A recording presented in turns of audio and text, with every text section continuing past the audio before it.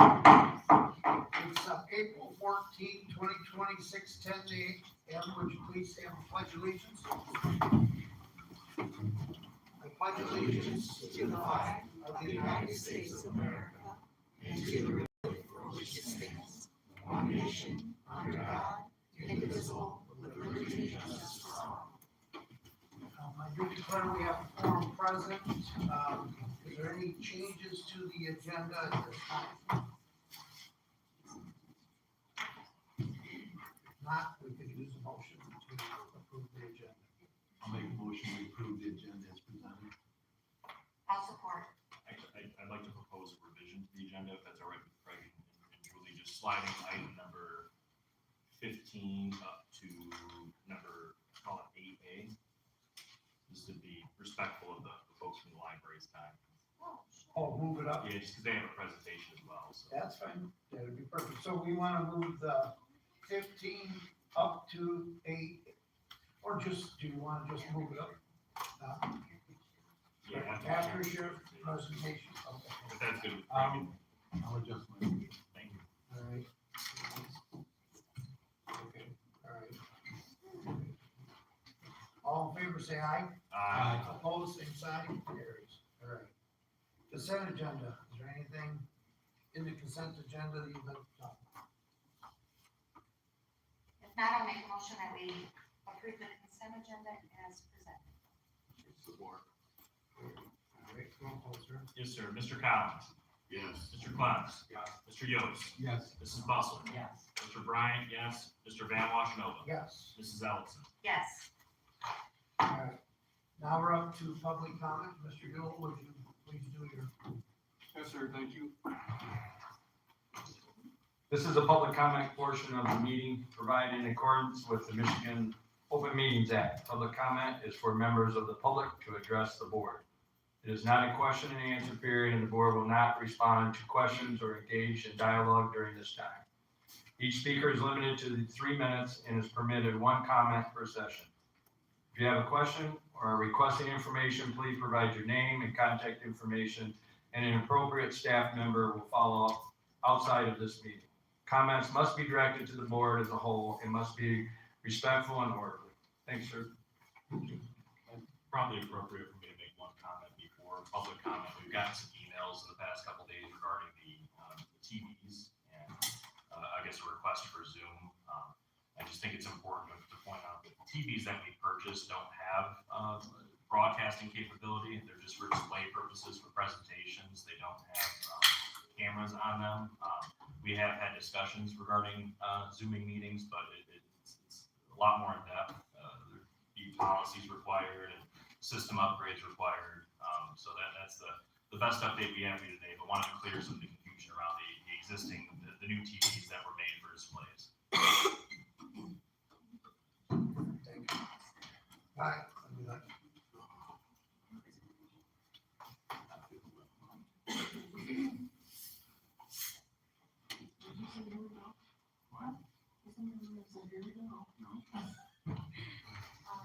Sarah Alcinius, Frenchtown. I guess I'll just get it out of the way. No data center in Frenchtown, please. Don't really know what else there is to say about that.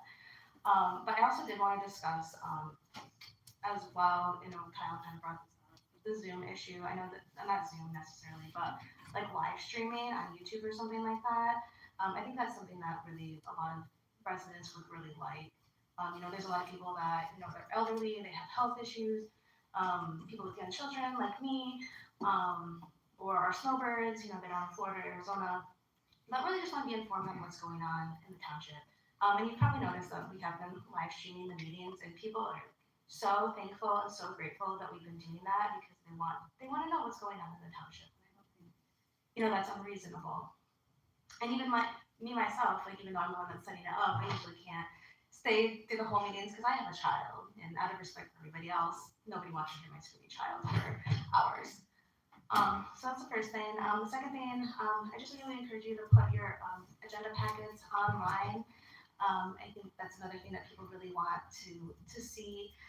It's really hard to come here and make an informed public comment about things that are on the agenda or know what's really going on in the township. without having that information, and especially since there isn't the capability for the live streaming. So I think those are two things that could really improve transparency in the township, which is be like live streaming and then posting packets. And, you know, somebody's already going online and posting the agendas. I don't think it would take much more time and effort to have that online as well. So thank you for your time and hope you have a good day.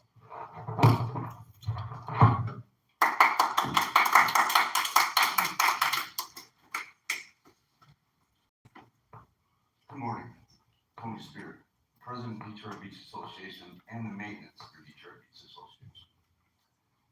I have to admit, and take it for what it is, and forgive me for my venting. We have a issue with Venture. Trying to work with this gentleman. He had, before his business was brought to light, he had a meeting with the association board. And I have the minutes from that meeting. He told us that at that time that his business would be closed at 11 o'clock. He now informed us that he can legally be open until 2:30. The business was supposed to be a brewery, not a restaurant. He's got a food truck out front, sits there 24/7. He operates as a restaurant, not a brewery. This is just minor stuff. Whatever you guys have to do with that. Our biggest issue is the parking. I get 20 phone calls a night about his parking. Cars parked on the road, at the intersection, blocking the intersection. I've had to call the sheriff's department 3 times to get them to come over to get vehicles moved. I don't know what to do with this guy. He doesn't seem to want to be a good neighbor. He says one thing and does another. I had a meeting this morning with the owner of the pizzeria. He's fed up with it. The parking is taking over his business when they're not open, causing damage to his property. The gas station next door, who's a very nice guy, doesn't want to have issues brought up, but he's made complaints to me about the parking being from the brewery, parking in his gas station. He doesn't want the liability for it, right? But he doesn't want to cause issues. I don't know what we can do, what the board can do. I bring it to the whole board so everybody knows that the issue's out there, instead of bringing it to one person and nothing getting done. As the association, we're trying to work with him on parking. We've offered up some space at his expense to extend some parking, and now it's only 5 cars, but 5 cars is a lot when you got cars parked. And then it's been brought to our attention that somebody from the board mentioned that we should sell him some property. We are trying to sell property on, would be the west or north side of his business. With our bylaws, it's a big issue. We have to get every homeowner to vote on it. Big issue, 600 homes, trying to get a vote on it. That's the only piece that we could legally sell through our bylaws. Anything that's in the front of the restaurant towards Dixie Highway cannot be sold. That's common property, and we cannot sell common property. Any help we can get from this board with this gentleman to uphold what he told us to start this business would be appreciated. In other words, 11 o'clock closure. And he agreed upon that because of the homes behind his business. We don't want them homes at 2:30 at night calling the board asking how come there's a party going on. His music is playing all the way up until 11 o'clock outside at night. We've already had homeowners call and complain. I don't know what else to say. I'm frustrated. I shouldn't have to be his, parking enforcement. I don't wanna be his parking enforcement. And I don't wanna have to answer all these phone calls at night about why is there cars parked in our roads? Whatever help we can get, I appreciate it. Not only that, I have brought to the attention of a board member, well, as staff here at the building, that the brewery has no, handicap parking. And we'd like to see that, taken care of. Can you, Tony, make us a list too, or for me, paper? And just, let's go down to the punch list, please. If you would, I'd appreciate it. We can All right. see what we can do, so we work together. Yeah, My agreement's 100. I mean, I tried to work with this guy so many times. I've got his personal phone number on my phone, so that I can contact him when I get on these calls. I'm just frustrated. I'm one person running the whole dang place and trying to keep the whole place fixed up and kept neat. And, I just can't do it anymore, right? I need some help. And, I've asked the sheriff's department for some help, and, hopefully that helps out a little bit. As of yet, I haven't seen any help, so. Please do what you can for us. Thank you. Thank you. Somebody else like?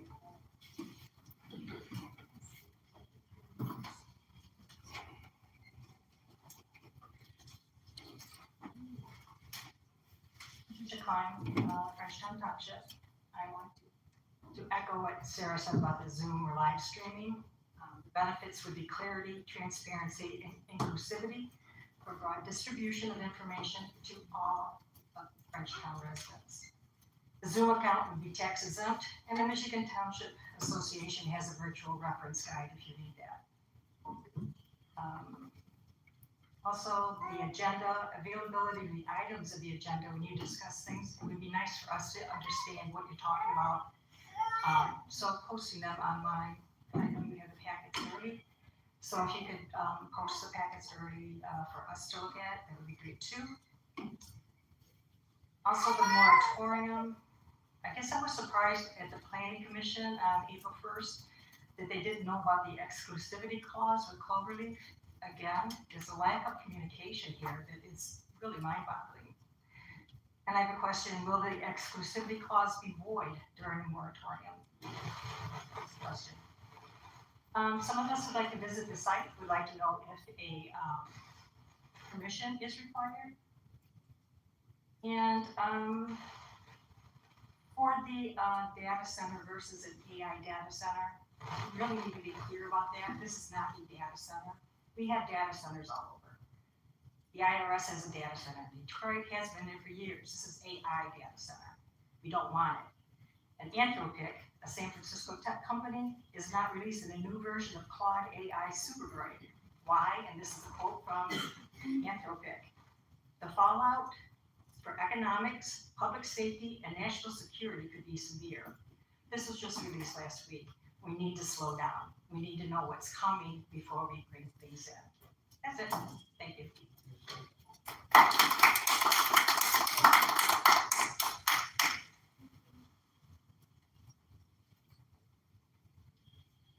Hi, Kim Jarmo.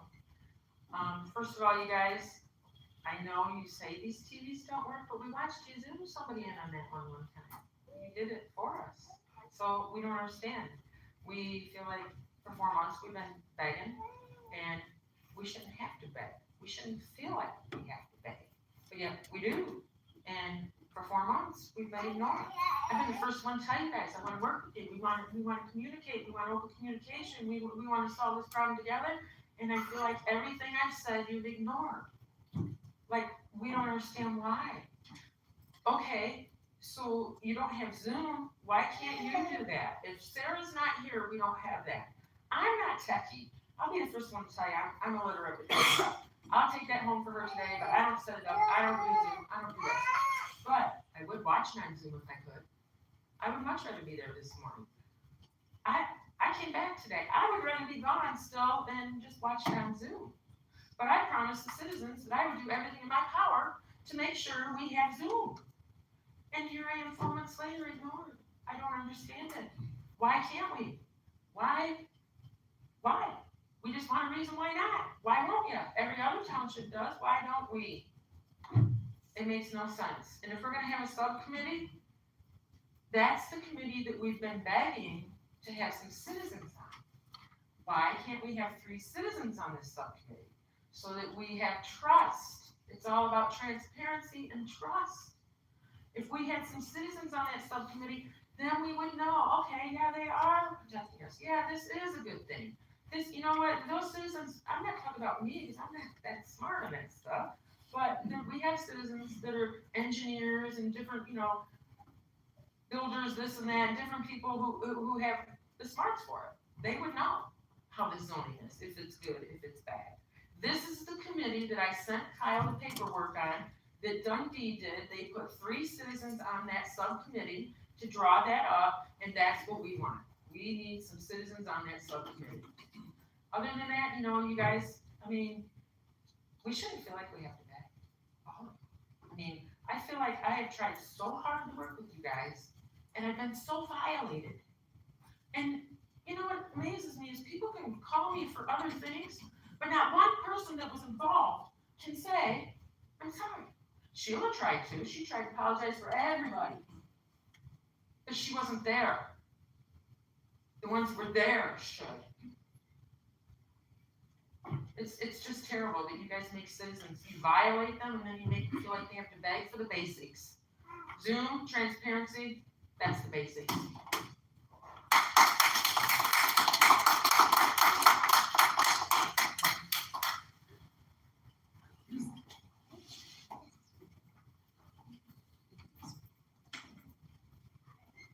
My name's Christy Younglove. I am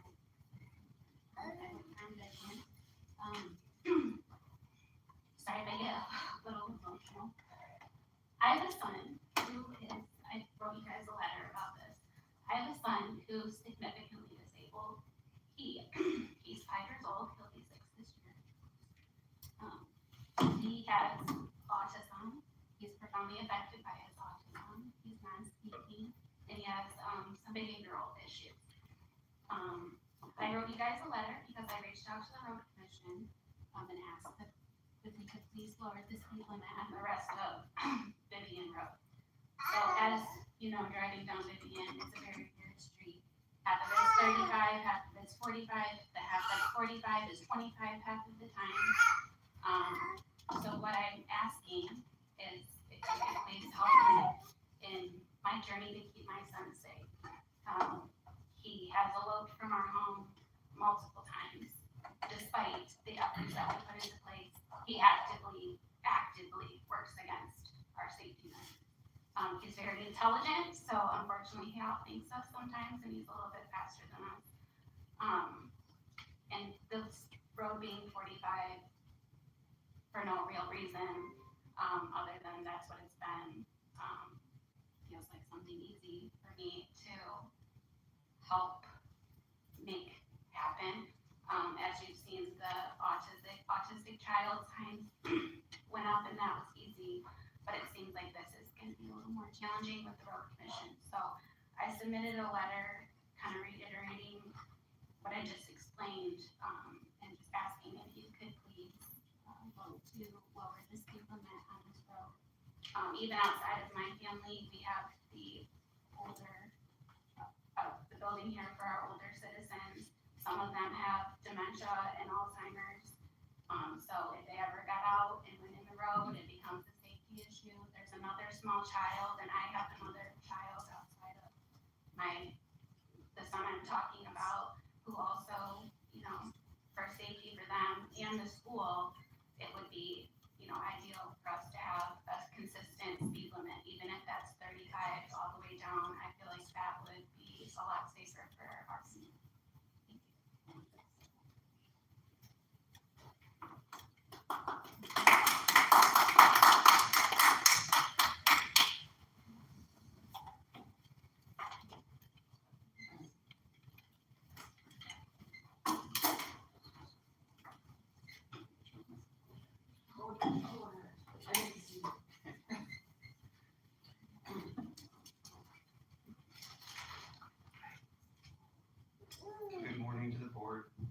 Frenchtown, myself from Berlin. My name is Kurt Smith and I come here as a citizen of Berlin. I gotta say, I'm a little bit disappointed I didn't see any of you guys from the board there in Detroit with us on Saturday. We had speakers from at least 5 townships or municipalities, all from our region. We had a table that was there for art, got a lot of people engaged. There was music, snacks, candy. Could got you guys some pins. It was a really good time, honestly. Maybe next time you guys can show up. The point I'm bringing up with this is because we had such a diverse crowd from all over the place to showcase exactly what you'd be taking away from us by allowing one of these data centers in. And that would be the community. Why? Which is why, if my attire wasn't an objection enough, I must once again voice my very strong opposition to not only the Sterling State Park site proposal, but as well as the Niedermeyer Elementary School proposal, or quite frankly, any further industrialization of our land, air, and water. And it has come to my attention that the state park is interested in buying parcels of the site, and I was curious as to the status of that. And additionally, at Berlin's meeting last night, there seemed to be interest in doing exactly what I've been discussing with ecotourism. I've exchanged info with a woman there that was from the battlefield, and gonna get more into that with her at some point, but I can't really get into that with time here. But there is an interest in this ecotourism that I've been proposing. And I also want to say that everybody talks about these data centers as if they are harmless and for emojis, pictures in our data. However, I want everyone here to be aware that Los Alamos Labs is a nuclear weapons manufacturer and that they want in at Ann Arbor, and that Palantir is a drone and surveillance manufacturers, and they also want in at Detroit. And we all see where this starts to go if they want to use AI for warfare and surveillance. I personally don't agree with that, and what's stopping them from muscling their way in here, or anywhere for that matter, and making us all further target than we already are. Finally, while on the subject of transparency, I must once again insist that you turn on Zoom, live stream, or whatever you gotta do, because I can assure you that I've spoken to what feels like countless at this point, who are elderly, disabled, or even the youth that are or your average person for that matter. They're all too busy working to survive in this society, and they just simply don't have the time to be here. Turn it on, however you can. Thank you for your time. Have a good rest of your day.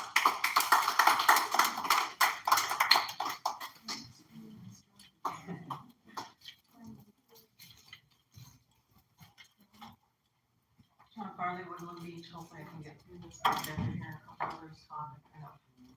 So anyhow, one thing that I wanted to say for not having a proposal for Cloverleaf, they sure are just marking their territory all over.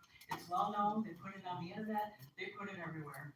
And so that's really upsetting me because it takes me, who, for the good of the community, because I believe in it, is sitting around taking numbers and trying to find something else that'll work. And after this is all said and done, I want you guys to have a clear conscience when you leave this earth, that you did not have an NDA. That's all I'm gonna say about that. Anyhow, I want a place where I can live. And so I was looking at some very townships and towns and cities.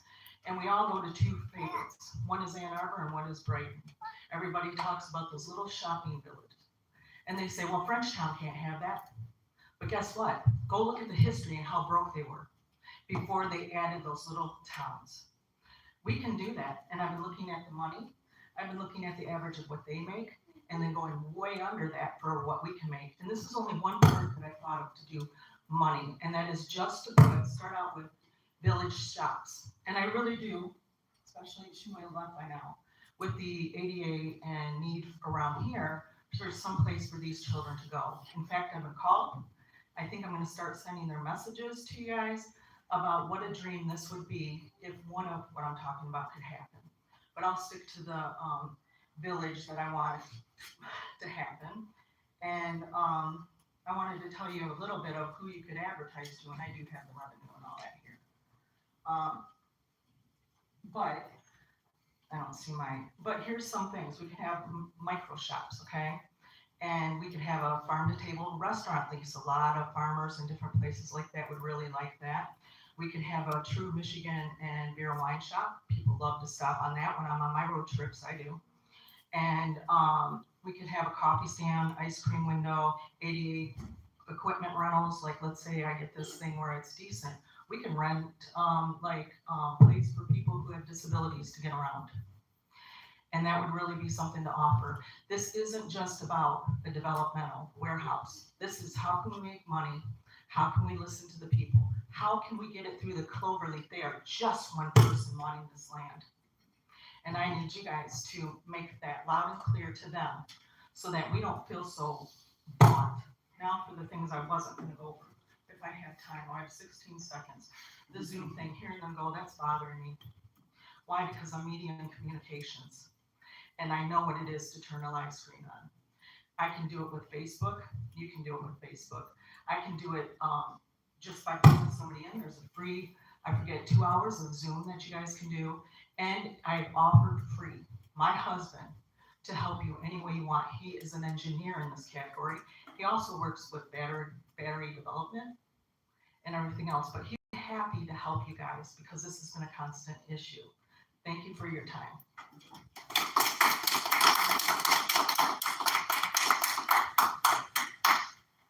Anybody else would like to address this at this time?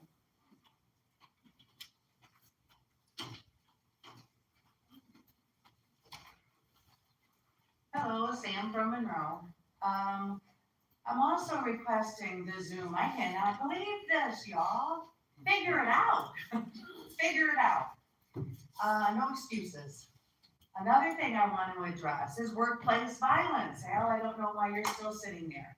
You have threatened to bust the knees of someone who's just sitting down for. I don't know why you're still here. You've got property that's going up against our data center in Berlin. And I don't get that. This is workplace violence. Okay, what else? Citizens on the committee. Yes, I recommend that you all use these citizens and put them on the committee with you. Please. Also regarding this property over here, Chris, at the planning commission, I was trying to get the word, but I had a hot flash standing up here at this podium because I don't want to be up here anymore. It is considered what you call a facility, that property over there, because it is full of poisons. It also has 59 acres worth of wetlands. It has streams, it has ponds. That has to be mitigated before anything happens. It just recently was flooded over there. Where are all these toxins going to? I want to point out the pesticides, herbicides, fertilizers. See what else? Again, it's considered a facility. You guys can check into that, please. Samples, they're just testing. There's volatile organic arsenic, barium, cadmium, chromium, copper, lead, mercury, selenium, silver, zinc. The herbicides and pesticides are all in that soil. And it is considered a facility because of the contamination is above the state criteria. So if anything, I think we need to get us some trees over there, get those pill bugs that eats up toxins, anything to clean up that property is what I'm requesting. Thank you. Hey, hold on, where are you talking about specifically? So, yeah, Okay. yep, on North Dixie Highway. Yep, the 1500 North Dixie Highway, the site that was proposed for the data center. And quit taking their money. It's not free money. Get that money out of here. Do not take any more money from Cloverleaf. Get rid of them. Gone. Bye. Packing. Thank you.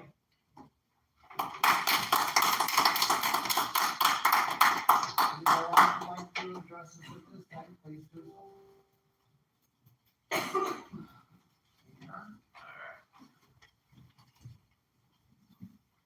Okay, all right, next item up is the Sheriff Department drone presentation. So, we have our main drone person here, yes? Yes, sir. All right, thank you.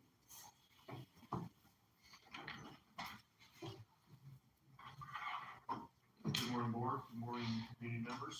My name is Dave Rain. I'm the captain of the Uniform Services Division for the Sheriff's Office. I'm also our chief pilot for our current drone program. So what I'm gonna be providing is a presentation, for a DFR program, which is a drone as a first responder. So we'll go over that, where we're currently at, where we're looking to go, and, some of the options we have. So agenda, if we wanna go to the next slide. Just a breakdown of the differences between our current drones and the drone as a first responder program, how it integrates with our current, technology, how it relates to the county, some use cases and examples, and then, safety, security, and the transparency portal for the community that will, that will part of that program. So currently we have, 6 drones that we fly. Some are small, that we fly interior for more SWAT use. We also have larger drones, that we fly for missing persons, searching for criminals that have fled. So with that, if we were to be called in the middle of the night, we get dressed, hop in the car, drive to the office, go up to the second floor where we pull the 30-pound case, carry it down the steps, put it in the patrol car, drive to the scene, and we fly. Obviously, all that takes quite a bit of time. But we would use those for anything on the road, SWAT investigations, fatal crashes, anything like that. Obviously, it requires extensive training and then just the time from the initial call to getting the drone on scene. With the DFR program, we'll have base stations, right? So we're proposing having a base station right now in Frenchtown Township and then also in Monroe Township. We evaluated our calls for service, where most of those calls arrive, time of day, so that we would position those most benefit the citizens of the community. With the DFR program, anywhere that our pilots have a computer and internet access, we can just launch it right from there. Right, so instead of getting dressed, grabbing everything, coming to the office, our pilots can log into the computer right from their home if they're off duty and just send it from there.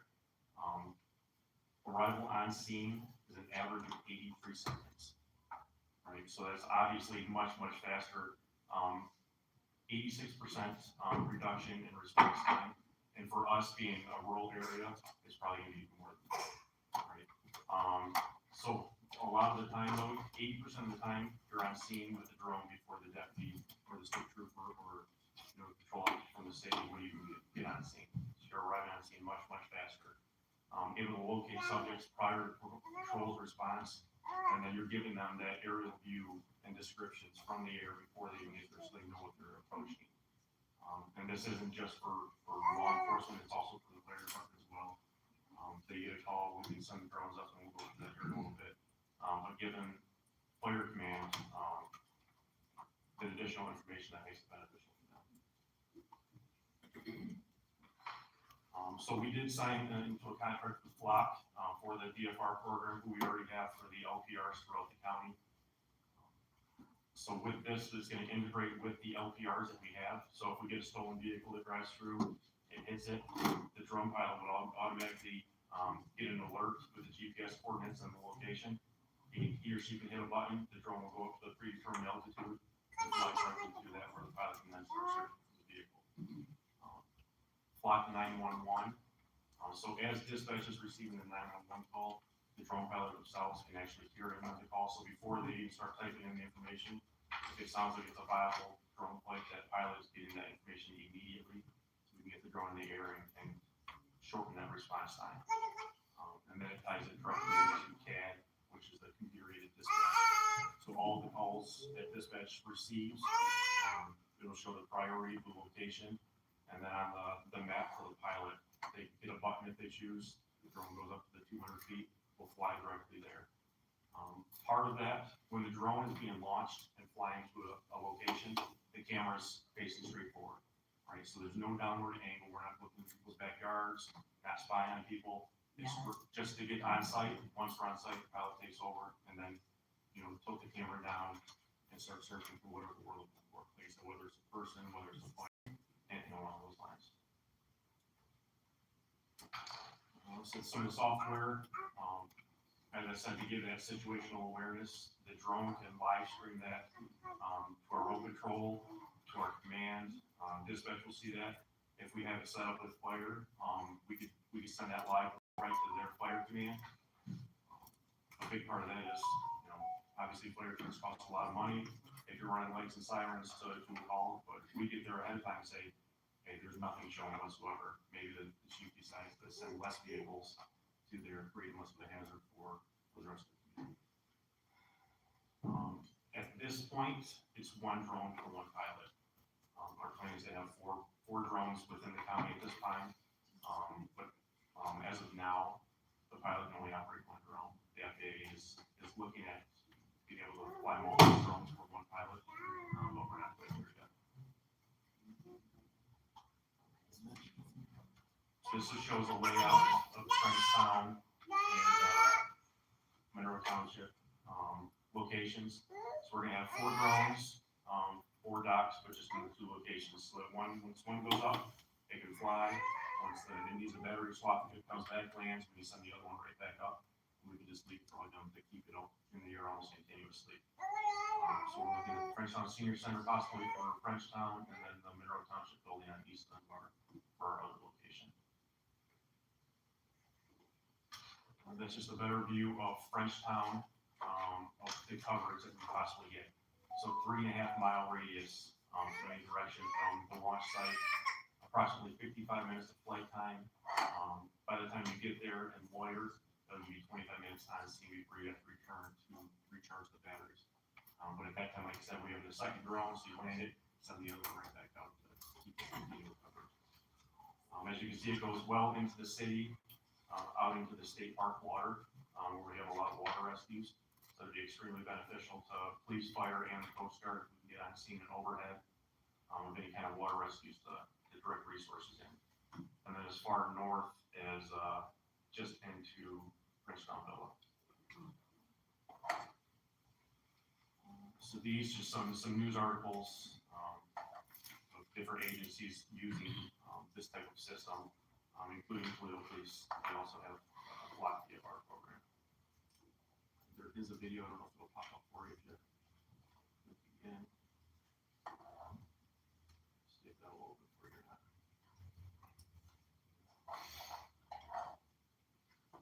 Just feel it time if it does open.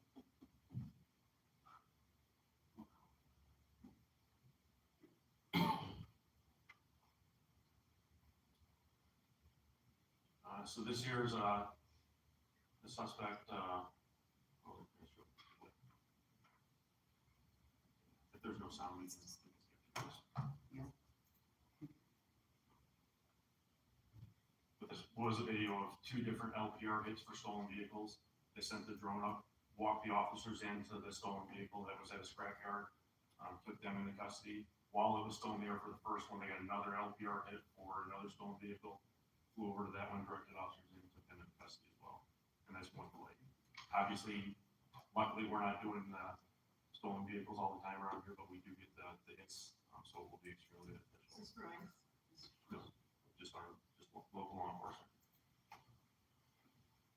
So some use cases for the fire department.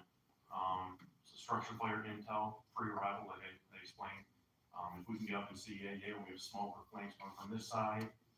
If we have nothing, that allows fire command to make better decisions of what equipment and personnel they would need. Rapid aerial response, we're getting on scene. If we can get on there in 90 seconds, that's going to be huge. Just get that information. The live intel, as I was saying, the 911 call itself, the drone operators can hear what's being said, right? Are there still people inside, or is everybody out? That information is going to be extremely beneficial to a fire response. And then just scene assessments. We've seen with our main large drone with the thermal imaging, say there's a train derailment. We can see with the thermals fill level of whatever the container is holding, just because of the heat transfer between the liquid and the air above it. And on top of that, with the zoom camera, the placards, right? What kind of contents are in that train? So that would be just an amazing example. All right, so this is the transparency dashboard. So this will be on the sheriff's office website once we're up and running. So this will show all the drone flights, where they're flying, basic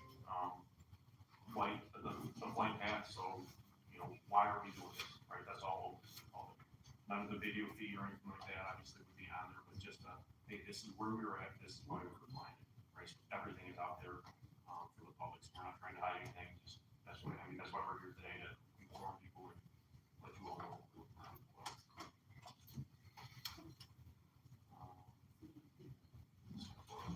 Let's get through these. The second one, these are just videos. So this guy threatened to kill his girlfriend. We watched the video to show him running through the alleyway. He jumps a fence. The drone pilot actually observes him burying a firearm underneath some foliage, changes his clothes, gets out, and keeps going. Obviously, the drone was able to walk in the road patrol, get him into custody, and then backtrack and find that firearm. So without it, maybe a dog could have tracked through the neighborhood, but chances are you never would have found that firearm, right? And it possibly get in the hands of another person, a child, who knows?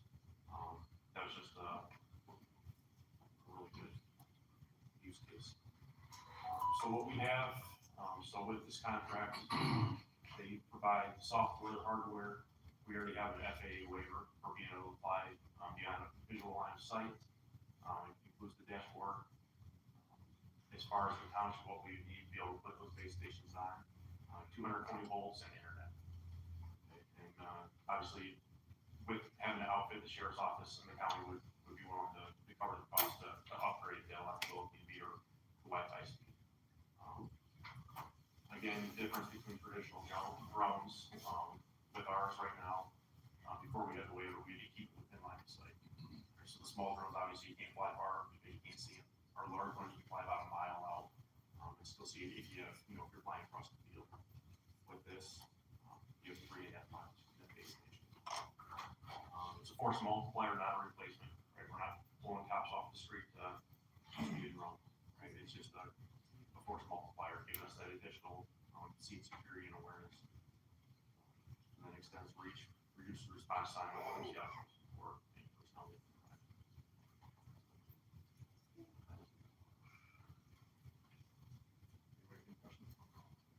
So the 3.5 mile radius, that is the waiver?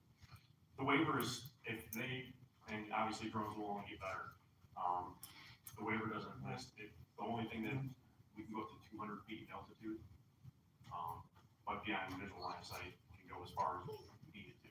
The 3.5 miles is better time to be able to get you there, have a decent loiter time, and then get you back safely.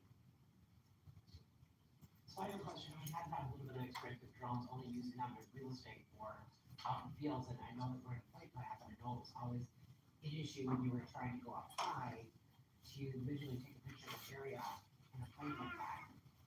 So how does that work with you guys? So 98% of Monroe County is in Class G airspace, right? We only have a small part up in Ash for DPW for the airspace. So through here, like I said, if we're out and about, we can fly up to 400 feet, no issue whatsoever.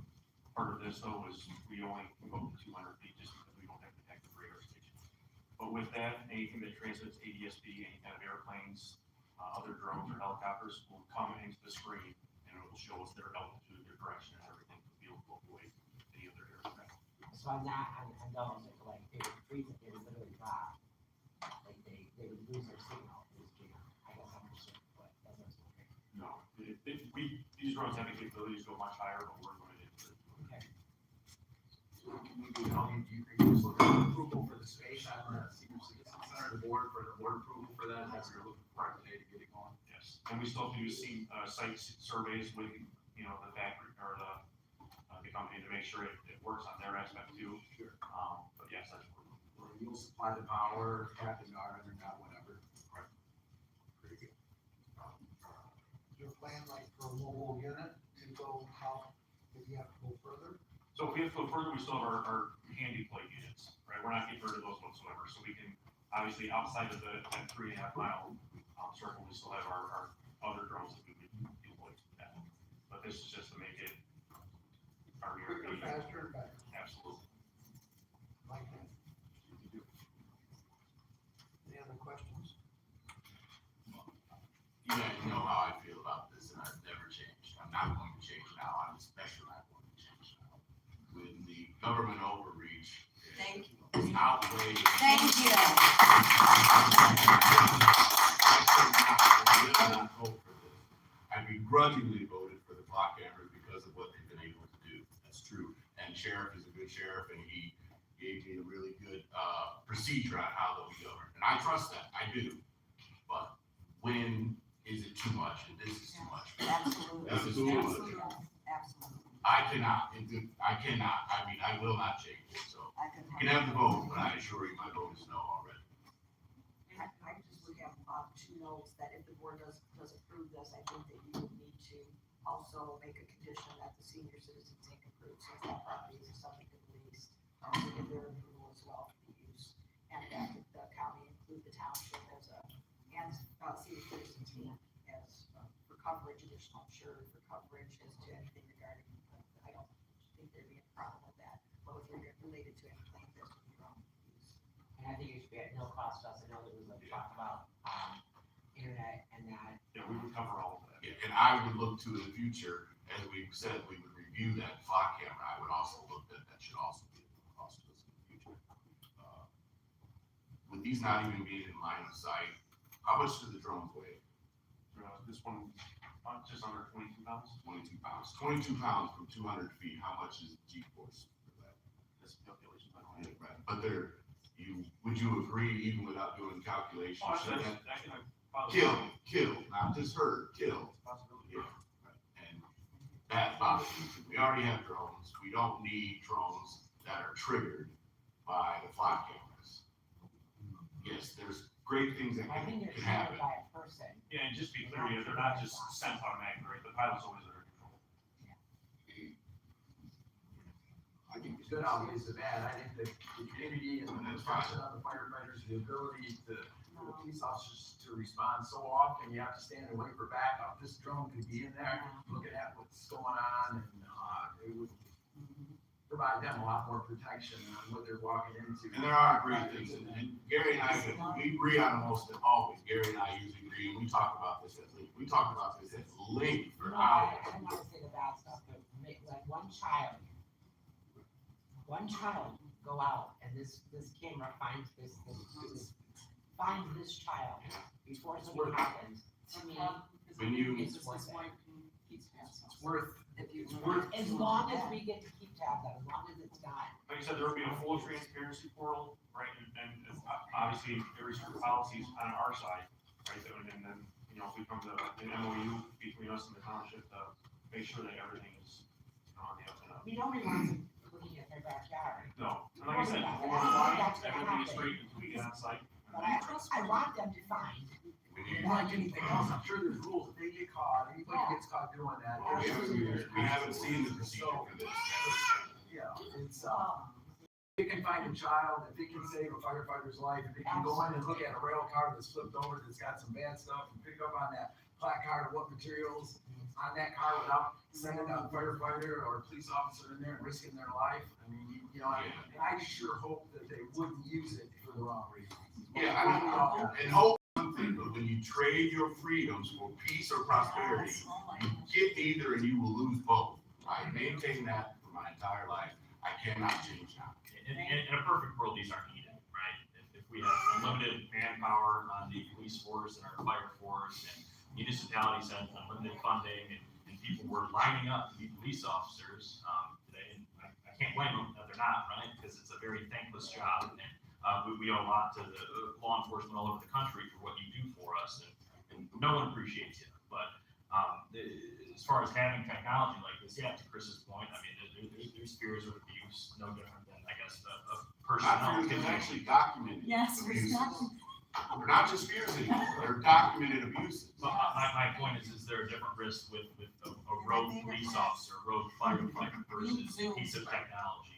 What you're attributing to is the human error, and the human error exists whether the technology is implemented or not. The technology is beneficial because it picks up the slack of how many police officers, right? How much funding is saved by implementing this? No different than the flock cameras. And the flock cameras are not used for speeding, right? They're used for stolen vehicles or missing children. And it's essentially like having a police officer stationed at each of those locations that we have flock cameras. And if this drone can cut down on response time by dozens of minutes, I mean. Yeah, it's- and that's, it's- and, that- look, I'm not going to. I'm not disagreeing with you, Chris, in theory. That's how you're justifying, and I appreciate that, I do, I don't disrespect your opinion, I'm just saying, it is not my opinion, that's all I'm saying.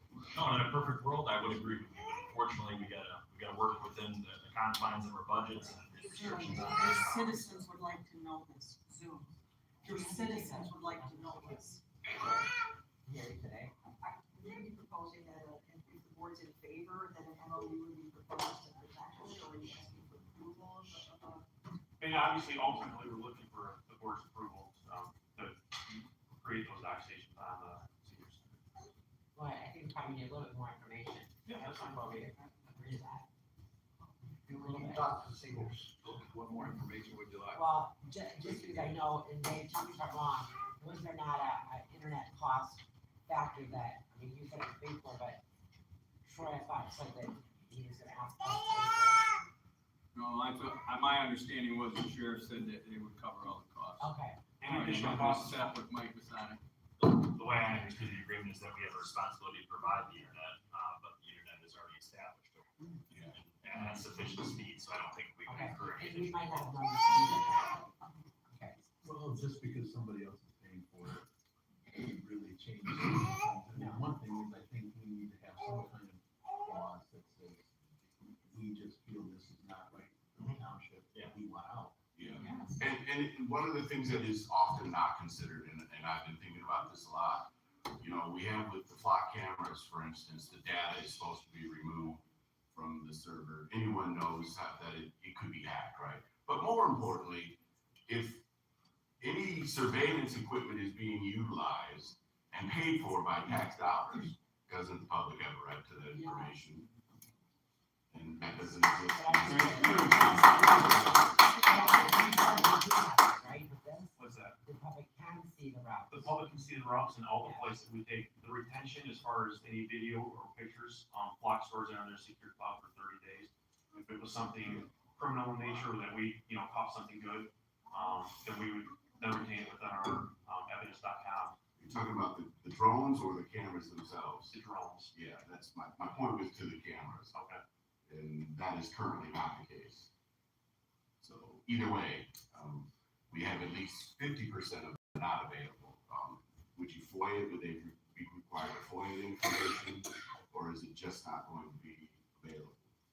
The drone footage. No, the itself. camera footage. Camera footage. Right. And the drone. And I don't mean to beat you No, up, please don't think I'm that, good. anybody, I know you, But the you're drone fantastic. footage. You are. It's nothing like that, it's just, I'm a staunch believer in the Bill of Rights, I cannot change. I So will the not drone change. flight footage will be available on a website that anyone can see at any point in time. Not the actual video footage, just the flight path and Right. where they're flying, yes, but not Is what it- the camera Is sees. it live stream that they can watch So- it too? Not, No. we can, It's after. So why would it not, why would that not be on there? Why would it matter if the public or anybody could see that? I would imagine it's just a sheer, Put a delay on it if you're worried about bad guys. I mean, no, I'm not too strong with that. Well, I guess I. But that is a valid. I mean, why would you not let people see it? I guess I didn't realize all you're doing. There could be confidential things that are out there. There's a lot of FOIA, statutes that we would have to blur stuff out, retention and redaction, I'm sorry, would be a major thing. So live stream wouldn't be an option, right? If someone were to FOIA, then we'd have to go through a redaction and everything else. But there is no reasonable right to privacy in public, so let's just move forward. So they could see it. Right? If we're flying in the roadway, right, we're flying, someone's hopping, bad guys hopping fences, then we're in someone else's Fair enough. stuff. Agreed. Do you want to live stream someone else's tragedy? No. That would be mine. Why not live stream this? This is a tragedy. Right, that's not a fair plot, but we need to have you to them to make a proposal what you want. We need to put it in writing so we know what we're looking at. Then we'll bring it back and we discuss it at that point of what we're looking at. So if you could do that for us, You like me to make, or something, yes, a proposal, okay, This is a proposal, a contract. or contract, whatever. You want the board vote before they they go to the. Yeah, I mean, Of preparing an MOU, just that the board generally requesting that they present one back, it's not a commitment to do it, but at least you can see the terms. It can include, approval of the senior citizen center, and of course, I think as Mr. Yost mentioned, a clause to allow the township to terminate if it's not working out, if it's causing interference with the use of the building and so forth. I'll make a motion that says exactly that. And insurance, and it provides for insurance, I think, it has presented back for further consideration of the board. Is that- Yes. I'd support that. Alright. Okay. Alright, then roll call. Mr. Van Washington, Yes. Mr. Bryant, yes. Mrs. Ellison, Yes. Mr. Clemmons, Yes. Mr. Collins, No. Mrs. Bustle, Yes. Mr. Yost. Yes. Chris is my favorite. Alright, thank you. Thank you. I appreciate it. I know. Okay. Chris is a Our little- next, discussion item up is the, request installation music instrument display at Meadow Road Library. And you guys are front and center, please. You guys out there playing and everything, right? No? Maybe. Alright. We're supposed to be attracting people, not a deterrent. Good morning. My name is Barbara Krieger. I am here from the Monroe County Library System. At the library, your Frenchtown Community Library is passing out some handouts for you. And our director, Nancy Belair, is also the audience to lend her support to this presentation. I will tell you, I do a lot of presentations for the library on a wide variety of topics. This is the first time I've been to Frenchtown to do something like this. And I have to say, you have a highly engaged community, and I think that is democracy at its finest. And clearly, as a board, you have a lot of weighty and significant matters before you to consider. I'm gonna tell you, this is not that. We'd like to give you a present and we'd like to pay for it. So, if you want to advance to the first slide, a brief history of the Frenchtown Dixie Branch Library, which was first opened in 1942, and has a rich history in our community. Originally, the library was in a single room that was 17 by 19 feet tall, or big, and held 900 books. In 1958, the Frenchtown Township decided to remodel a larger room for them, almost doubling the size. And at that time, it was the only branch in the system to be open 5 days a week and to be open throughout the summer to serve the families in the beaches community. By the 1990s, they had once again outgrown their space, and on July 14th, 2000, they moved to the current location that we know and love. If you can ask the next slide, please. Frenchtown currently offers a wide variety of youth programs. It's a vibrant community hub where children and families gather for a wide variety of activities throughout the year. As you can see, there are more than, on average, these are numbers I pulled from the last 4 years' statistics. So not quite 3,000 children attending just over 130 programs a year. If you would advance, please. And what we'd like to do is enhance those opportunities by purchasing some outdoor musical equipment. And here you can see there's God bless you, a pedal drum and a rainbow trio ensemble. And if you're asking yourself, and you can advance if you'd like, why would the library want to bring musical instruments in? Isn't the library just for books and shushing people? And I'll tell you, I could spend hours correcting that misconception.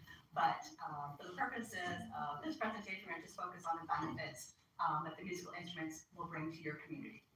So it will encourage physical and cognitive development. Musical play improves motor skills, eye-hand coordination, and sensory integration. It encourages children and families to play together.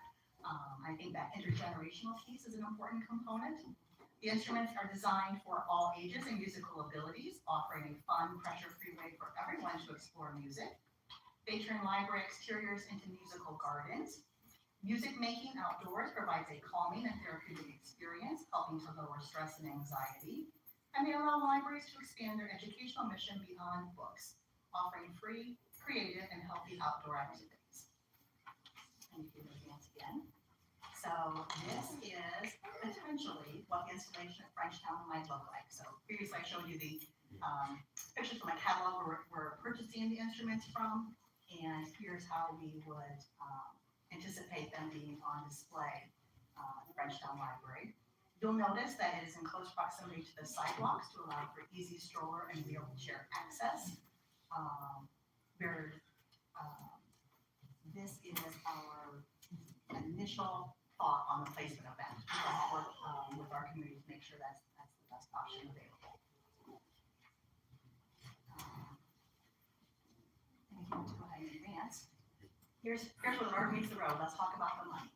So the Ralph C. Wilson Foundation, which you are probably all familiar with, is offering rural libraries throughout Southeast Michigan the opportunity to apply for a grant to fund projects such as this.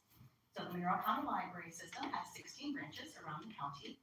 5 of our branches are interested in purchasing equipment like this. So Frenchtown is the one we're speaking about today because that's nearest and dearest to your heart. And what we're looking for is support from the board. As you know, anytime you do a grant proposal, your application is strengthened by having a wide base of support, and that's what we're looking for today.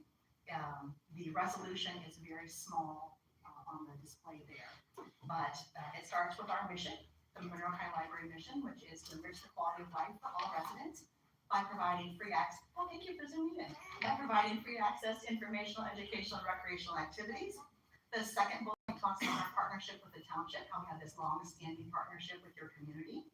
It talks about the grant money that is available from the Ralph C. Wilson Foundation being administered through the Library Network of Michigan. The next section talks about the fact that the library would like to purchase instruments. And the next section says that the Township thinks it's a good idea for us to apply and will help us make sure they are installed in compliance with local ordinances. At this time, I'd be happy to answer any questions you might have about this project. So you're looking to have us install the instruments, what I understand. That, And I, correct? that is the arrangement we are presenting to all the municipalities that we are working with. So you may know that you're already in that kind of relationship with your library. So you provide the buildings and maintenance, and we provide staff and materials. And while I am not a maintenance person, I believe the installation should be similar to planting a flagpole. So the instruments will be planted in the ground, a hole needs to be dug, the instruments need to be placed. I don't. Yeah, I talked to Gary about it, you guys have written plus different. Right. We want to be in compliance with local ordinances. We don't want to hit a sprinkler head. We want this to be an enhancement and in no way a disruption. Would it go into the area in the front that I cleared a few years ago? No, right, where's the picture? So, Oh, yeah. I didn't see that. That's okay. I think it is like. On the sidewalk. Oh, I see that, yes, okay. So that if you have children in strollers or you are a person who needs wheelchair assistance, you can still access the equipment.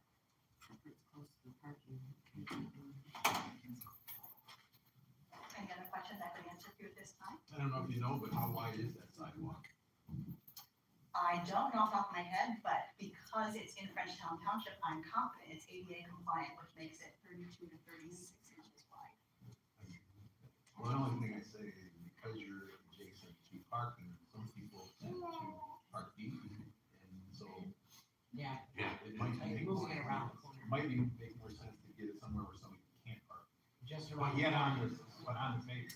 On the circle. We would certainly be open to having continued discussions about the exact placement of the equipment.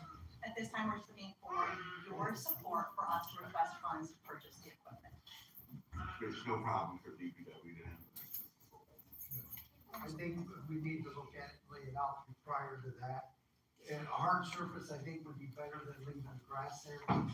Like now with the wet time, people, we're gonna have holes. So I think we just need to just The go through idea it. is they stay on the sidewalk and they're playing, they're not going in the But grass. I think with the sidewalk, it is, I wanna say it's 4 foot or so, it's a little better, but I agree, I think it's gonna be, if you take a truck or you take a thing that's got a large overhang and go back in, it could be an issue. I think we need to just bump the spot out. Well, I think that. Now they're just trying to get a resolution, they can get money. Yeah, so that's not, yeah.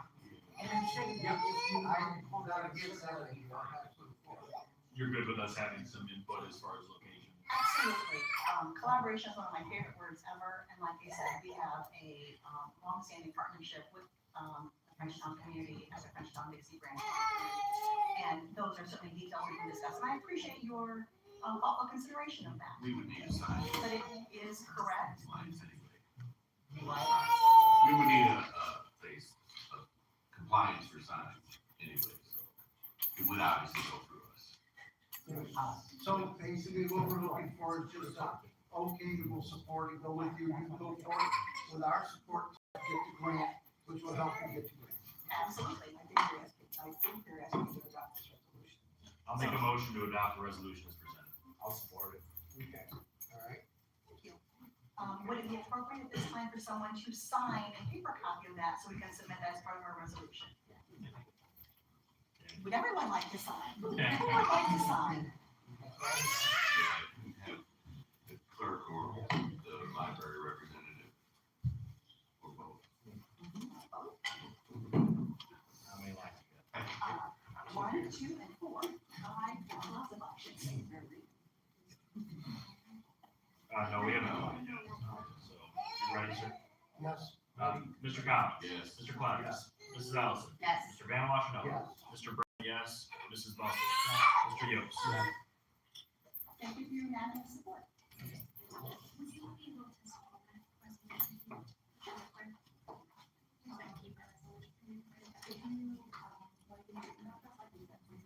Or it's helpful, if you want to stop in the clerk's office, counter those. That's good. Yeah.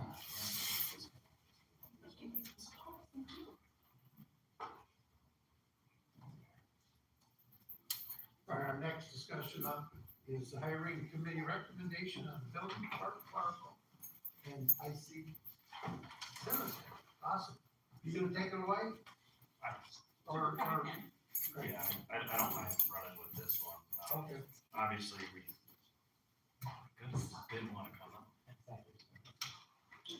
Thank you so much. No, thank you. Look forward to it. Obviously been interviewing for this position for a while now. And we're pretty grateful that there was almost a delay in the process as far as finding a suitable applicant. Because this person, the hiring committee is recommending, kind of blew us out of the water. A lot of really good experience working in another municipality, can really hit the ground running, has a lot of building department experience, has other experience that can relate to some of the work they could be doing in the building. So very grateful for the starting wage, and I think ready to start probably as soon as possible. So, references came back good. I had personal conversations with the 2 out of the 3 references, and one was a direct supervisor and one was a coworker. Glowing reviews, reiterated that we'd be very lucky to have her on board. So.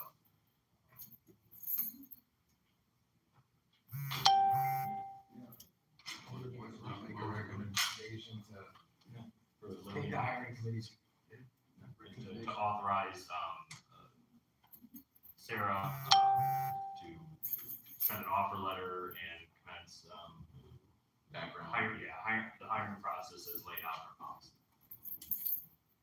This is a terrible starting wage. All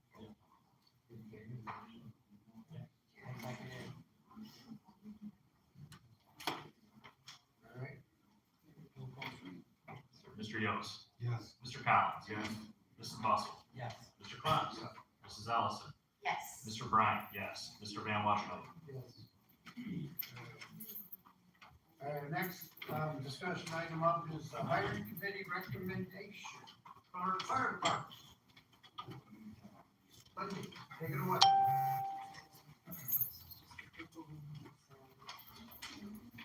I can maybe tee you off, Wendy, unless Chris and Greg want to jump in, but, and we interviewed 2 applicants, recommending the hire, at least at this time with 1 applicant, and it was very impressive, came with some good experience, could be a valuable addition to the department. Again, like the challenges of all of our public safety, whether it's the fire department or the North County Sheriff's Department, it's not easy to find people. And we've had this opening for a long time, and we're very grateful to have a very qualified, I think, a good addition to the team. He came recommended to us through one of our previous retired paid-on-calls, Tom Dias. He works currently as a paramedic in a private ambulance company. He does have fire experience in another municipality. He was laid off from that municipality when that fire department chose to go public safety. That's when their police officers are trained to be firefighters, and they take on the job of firefighters. So he wasn't let go. I'm requesting to hire him, but on the approval of his background, psychological, medical, drug screens. As Kyle said, he was very good in the interview. No other questions, I'll make a recommendation that we hire the hiring committee and the chief's recommendation. I support. I was good. Alright, very good. Alright, call, sir. Yes, sir. Approved. Yes. Mr. Van Washington. Yes. Mr. Bryant, yes. Mrs. Ellison. Yes. Mr. Clemmons. Yes. Mr. Cowan. Yes. Mr. Yost. Yes. Mrs. Bussell. Yes. Thank you. Thank you, Jim. All right, our next is discussion of the DPW request to hire our temporary summer help. Rick. Morning. Okay, so apologize, this is a little late getting to you. I was under the impression a little bit different, and I found out I had to bring it back to you. So I wanted to first to say I want to bring the 5 employees that we had for the last couple of years back. Get them started. Hopefully we won't start them on 4/20, which is coming up pretty quickly because the rest is really as you know pretty quick.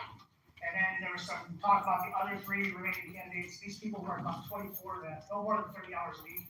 So we used 8 of them last year to get all the mowings done. We have additional mowings this year, so we wanted to get started. But I wanted to find out how we wanted to hire. So that's one of the questions too. So this is like a 2-part process here. So I want to see if they're going to do what we did last year where I interview and I hire, or if we're going to bring back the hiring committee just so I know what direction to go. I want to hang this over at the Monroe Community College, see if we can get some people to work maybe May through September-ish. Guys looking for summer jobs, get that hung up over there, maybe off of the knee if we don't get any benefits. So 2 of them we would need to hire. 3. Oh, yeah. 3. We had 3 that did not return. I've taken other jobs. One we did not bring back. He's just not able to participate in the job anymore. It's getting too much for him. So yeah, so we still need to hire 3. So I just want to find some direction on how we do that. And then the other part of your package, you'll see the temporary workers. It's kind of an updated broad brush of a temporary worker for us and which way we want to go with it. I asked Sarah, is this just the mowers? No, this is just like anybody we would hire in the DPW, covering any job that we might do. So it's got a whole list of different things that are on here. We're just trying to cover temporary workers. Made a change, we have a DPW foreman now that will be addressing these guys from day to day. So we're trying to put all this stuff into process. Rich, I think maybe we should always go Indeed, always put it there no matter what. That's fine, we Consistent. have an account already. I know, just be consistent. Yep. and- Yeah, we can hang that up there. I have no issue with that whatsoever. And then I personally don't see if you're gonna hire some of the same people back from last year. I don't think that we should just be able to hire those people back, without having to come to the board. And that's my opinion, and that makes it, when you're hire, need somebody new or add positions on, then yes. So you would Does have that them make start in sense? May. Yeah, it would be starting in May. We kind of stagger our starts, because we really start growing in May. We get the first set of guys here, get them going, get everything started.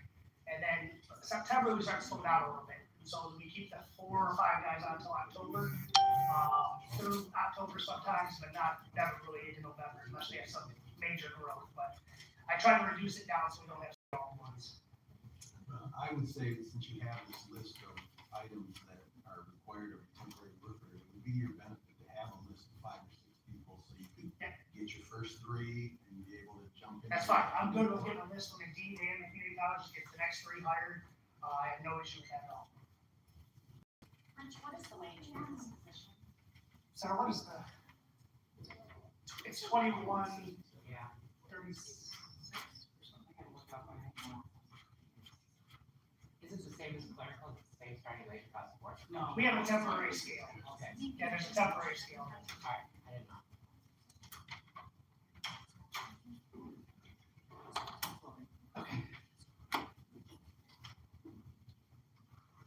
Under 20.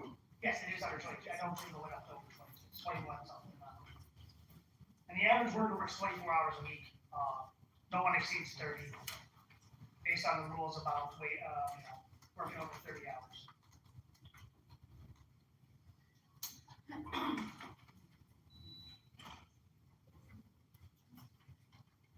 So, I mean, would we just be looking at a motion to approve the 2 returning, To the 5 returning and. 2 returning? Five returning. Two returning and 3 new hires. 5 and 3, yeah. I'd like to make the motion that he doesn't have to go back to the board to hire he's going to bring back the original people from last year. Yeah, then I just need direction on how you wanna bring them back. Right. Or, bring the 3, hire the new 3. I would suggest, I guess That's what I was saying. there's 2 avenues, either the hiring committee or the DPW committee, but I would propose that you just give that committee the authority to make those hires on the spot without it being tied to a board meeting necessarily. You still have 3 board representatives and you'll have Rich's input. With the fluctuating nature of those positions, Rich could have someone leave, instantly, we may not have another board meeting for 2 weeks, and the grass is still growing, so. We gotta go through it. No, Well, I mean, and this is why I mentioned having a backlog.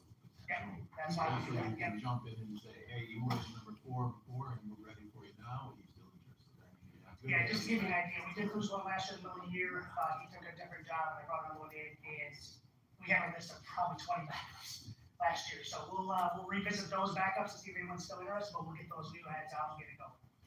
Five that are returning, you could go ahead and get them to return, or you want it to go before the committee? No, I don't think they should go. I think that we should make it from So this they can point get going. forward. He doesn't have to come and say, can I rehire the same people I had last year? It could be 2, it could be 1, it could be 8. As long as they worked last year, they want to come back and they're good.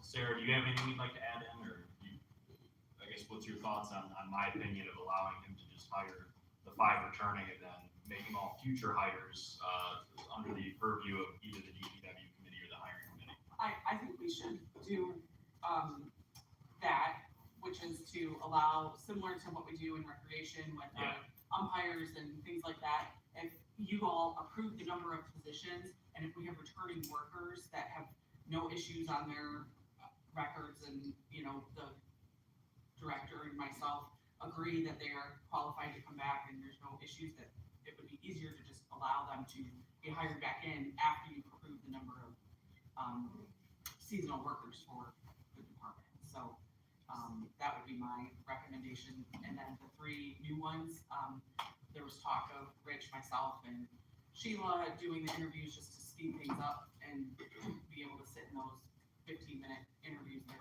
roughly rather quick. Rich, I have a question. You would still come back to the board, say February, March.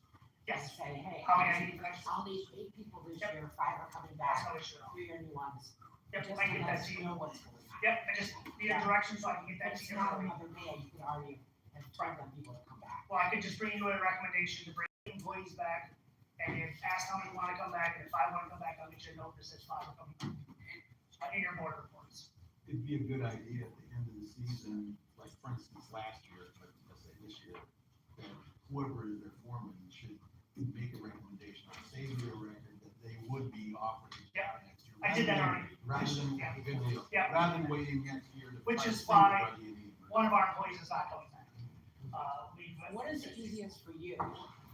Everything you just said works great for me. If we can, bring it to the board, say I want 8 people, to come back for summer help, and then I find out how many want to come back, and I'll hire those 4 to whatever it is to come back, and then I'll bring you, we'll get the ads out in early March to get these people hired in May, and we'll bring it to whatever committee you guys want. I just want direction so I can get it done earlier next year. That's all I'm really looking for. My only comment was gonna be that, we do have a hiring, resolution policy. It does not address temporary employees. This isn't really temporary in my mind, it's more seasonal. It doesn't address the seasonal hires.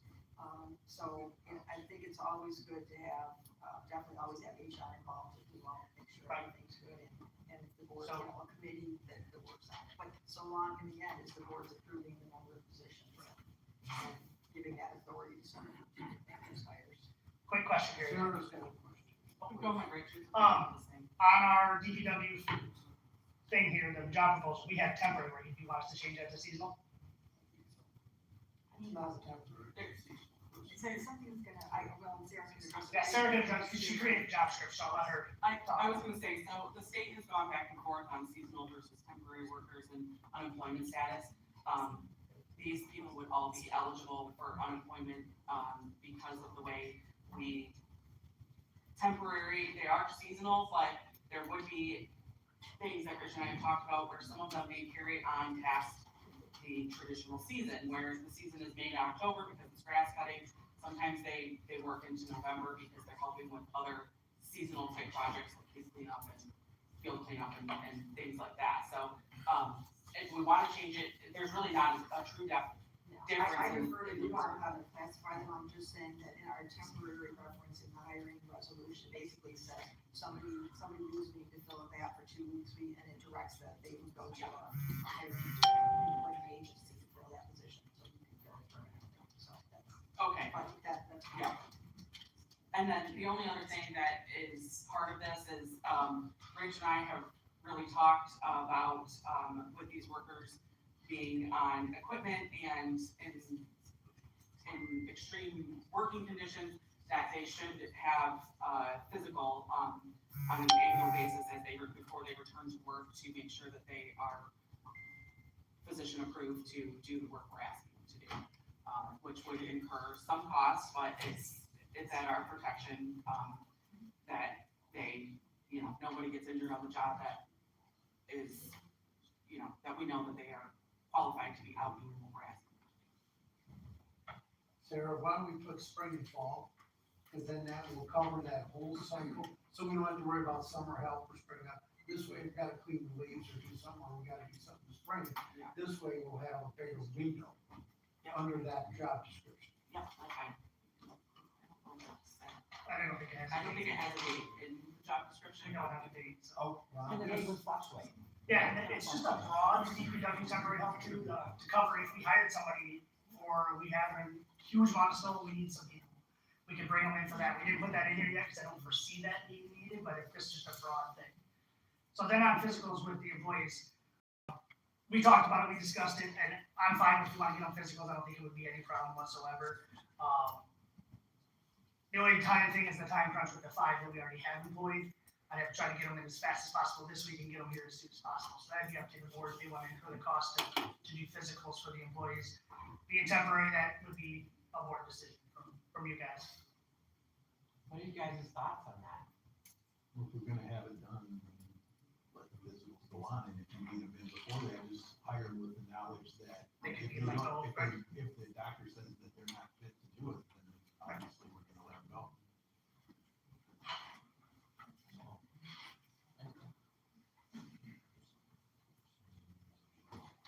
I'm gonna make a motion to authorize, Can I interrupt you 1 second? Yeah. Just a quick question. It does say physical and drug screening. You guys want us to do drug screening also? I just want to make sure. So I have both in there. It does say it in the thing. Okay.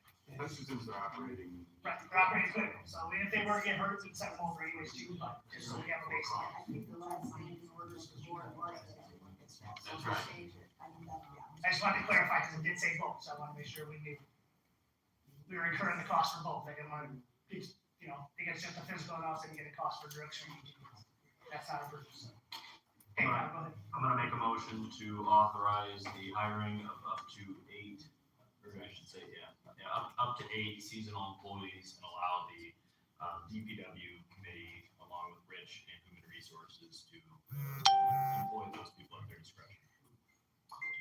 What about letting him bring it back every year? So It doesn't, if he just has to come to a committee, it's not gonna change. Okay. The committee will not need to. He just tells us. Yeah, he knows he can come back in Yeah. February. Yeah, that's what I mean. If I knew I would have been doing this, Trying to we've make done it this in March, specified as possible. which was, the only thing I was saying. Yeah, that would be included just in all the hiring Normal process. hiring procedure. I'll second that. All right. Roll call, sir.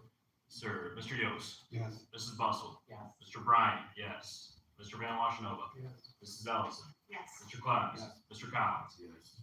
Okay. Okay, All right, thank you, Rick. Thanks, sir. All right, next, review of this is kind of something we do every year. And, we just need to have a board motion on the lead in Michigan week permit waiver. So. I'll make a motion to approve weekly permits for, I know it's for certain things from the 4th to the 8th of May. I'll support that. Roll call, sir. Yes, sir. Mr. Collins. Yes. Mr. Yost. Yes. Mrs. Bustle. Yes. Mr. Clems. Mr. Bryant, yes. Mrs. Ellison. Yes. Mr. Van Washenova. Yes. All right, our next one is a discussion of the 2026 board appointment list that we got edited and brought back.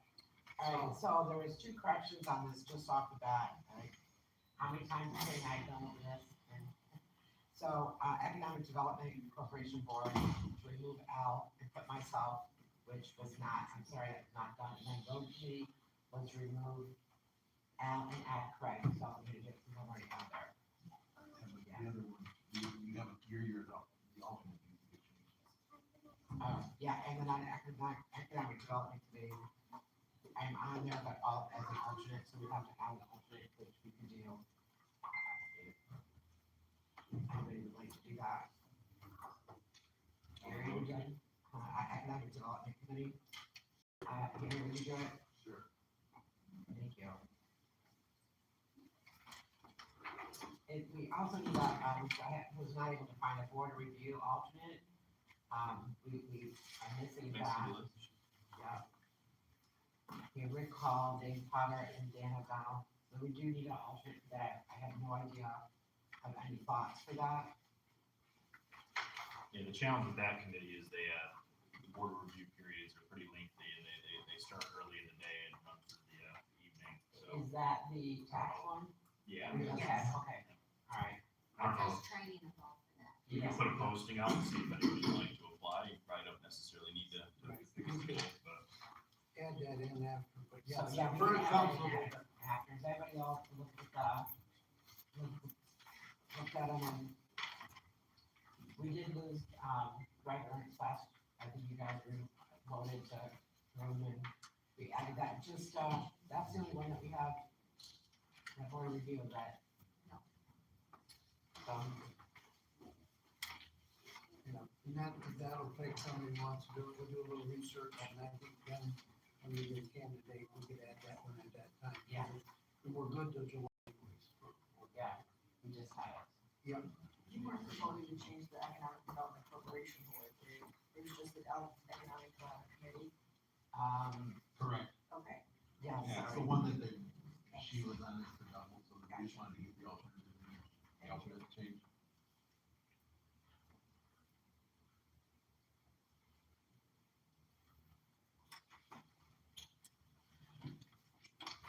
I think the school had to give us the person that was the liaison for us, and they did not do it, but, I can reach out. yeah. So, I'll make a motion that we approve the list of changes to the board appointments with 2 changes created today. To include 2 changes. I'll support.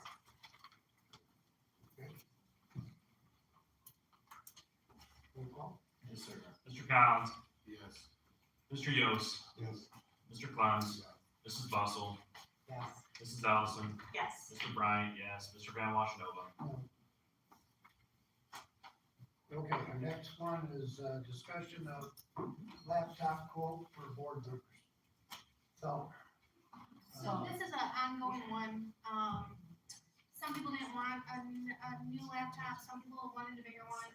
What our issue is currently, why we're bringing it, is they can't print 2 of our machines because they're Windows 10. So, So I brought my home laptop, hoping to be able to print. He said, nope, can't print. Yeah, it's gotta be a township authorized device to be able to connect into our system, so. Batteries are terrible on these. Yeah. So we didn't want them before, but now I think that we see that we probably need it. I guess it's ridiculous. I have to send it to Jessica or McKenna to print something. It's just frustrating. Tom had recommended this at the start, so He did. probably should have followed that advice, but. Yeah, we did.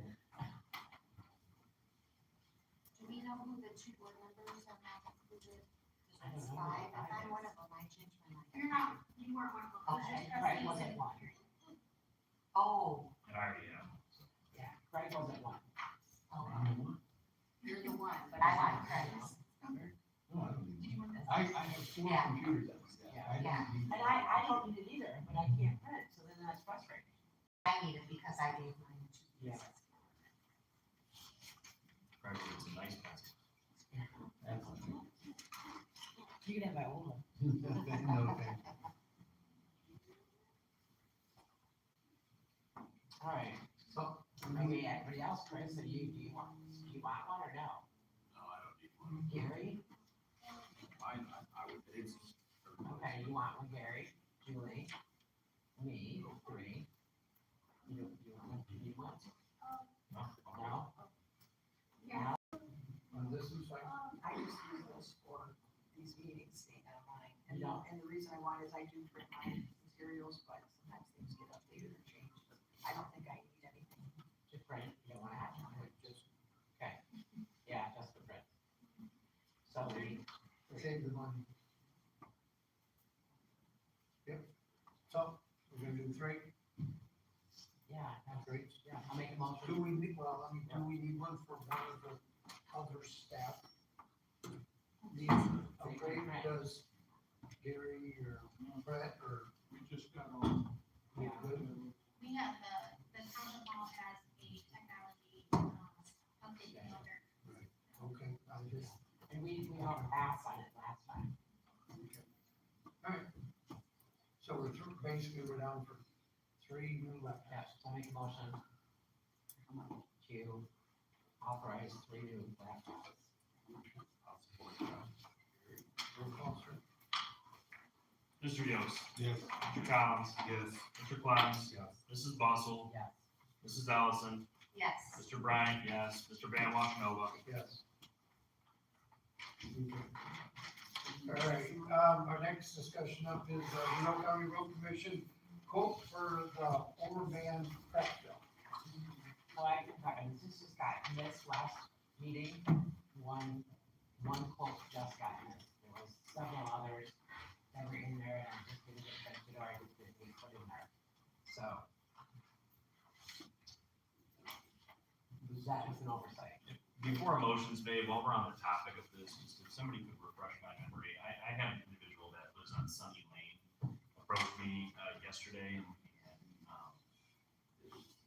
you guys remember they just had an SAD done, and they just had a brand new road installed, and it's already cracked, and I was trying to remember before I start calling either the road commission or whoever, whether we touched on it or the road commission offered it, wasn't there some type of agreement that one of the agencies would provide maintenance or like chip sealing down the road for these SADs, or did I dream that? The SAD, they got to do it themselves.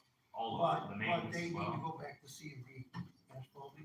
Yeah, and they tried and basically said it is what it is, so I thought that's what we had discussed, and maybe we never ended up moving forward with the policy. I know we set aside some money in that budget, under the tagline SADs, that we approved this year now, but I'll go back and do, I have I to. know there were some recommendations on how they chose to go with a more reasonable cost, I know It that. was kind of unorthodox the way that this is. We probably shouldn't have heard of that again. So it's the same company that did like the library, because the library is cracking and chipping as well, and we just did it. We did the libraries. Our bike path around the community center is all cracking also. I mean, that's the only guarantee about asphalt, right? It's gonna crack at some point, but still, you want to try to figure out a system to maintain Shouldn't go that. that fast. It shouldn't go that fast, exactly. We hope not, but. Usually within 3 years, they try to.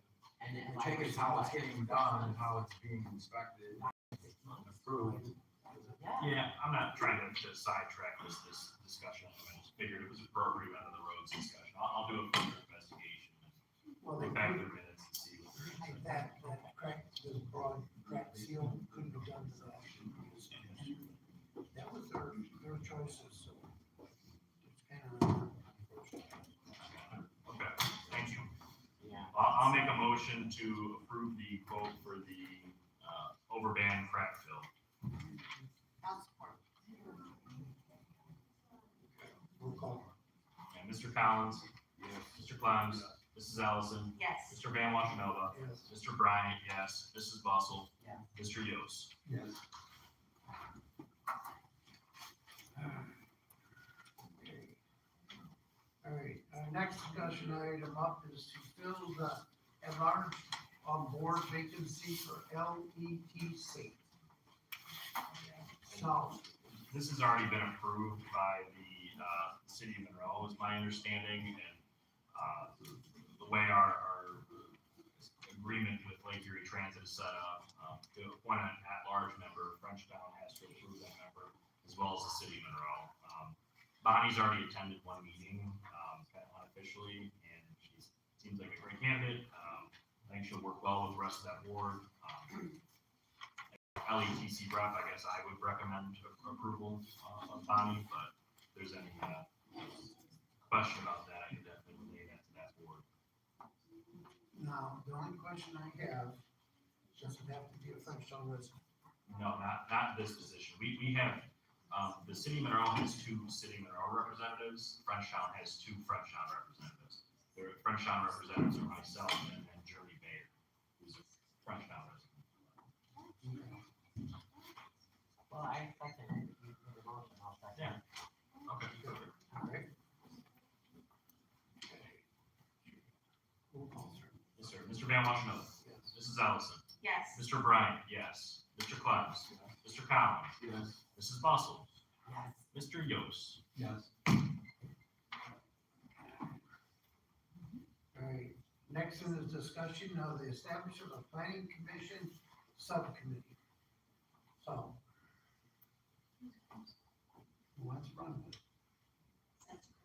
First, Collins, fine, the planning commission requested unanimously to, after being asked to look at it, to have a subcommittee created to address high energy usage in accordance with the zoning enabling act in our Frenchtown zoning ordinances. So I would request that we also add Attorney Gary Bondi to ensure adherence to all the local and state zoning requirements, and that the board approve this recommendation and begin the process of scheduling meetings.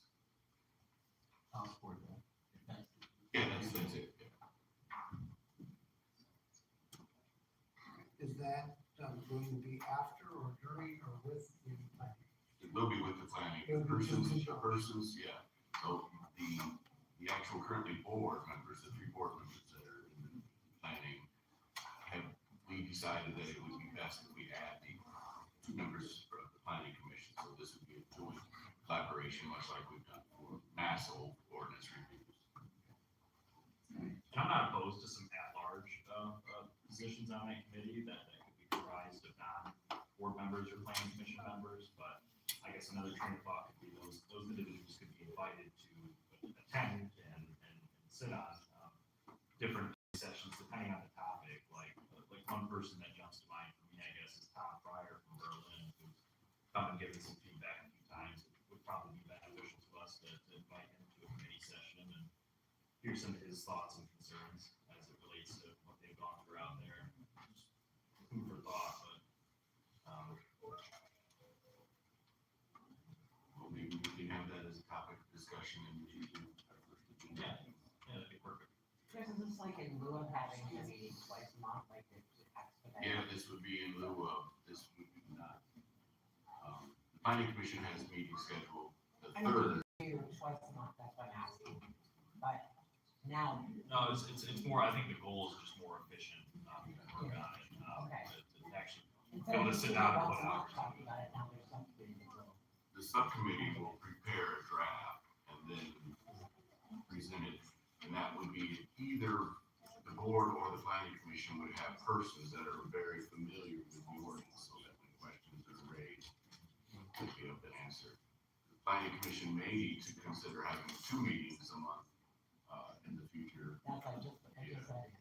Yeah. But they currently have one the 3rd week of the third Thursday of the month, and then if needed, a first Thursday of the month. Yeah,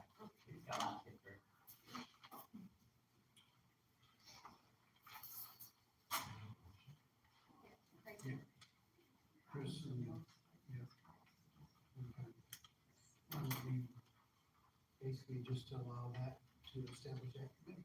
Then once we get that committee, we can Yeah, develop. and probably, knowing like, it would be Ignacio Puja and Fred Calkins, knowing their schedule, at least one of them, a nighttime meeting would probably be best, so as we're scheduling these. If we approve this committee, then I guess I could reach out to them. Can I ask a question? My mother has a question. Is this the same thing like what, Kim was asking about a subcommittee? Is this something where you have two people from the, citizens do it, or am I wrong? Oh, I think you're right. It's a perfect one for it. But we have just said we would talk about this at our first meeting, with this committee if it's established. Yeah, rather than maybe implementing two specific additional positions, it could make more sense to rotate those positions based on those individuals' area of expertise. Yeah, because I'm sorry. No, just if you have an engineer in the community, right, that's outside of the township's engineer, it may be beneficial to bring them in for a specific session versus somebody on the environmental side or the noise side or the traffic side. Yeah, so that's kind of the thought process. There was, if you remember the planning commission, as you were there, the last planning commission, there was an individual sitting over here that actually his expertise is working in data centers, so he would be invited to speak, but not necessarily a full-time. Is he the one that said there Yeah. is no proposal? No, he was sitting over here, Sean. Okay, because I know there was another. I don't recall his name, but I have his contact information. I was just trying to. He works All in right. data Thank you for centers. the asking. All right, will you do roll call, sir?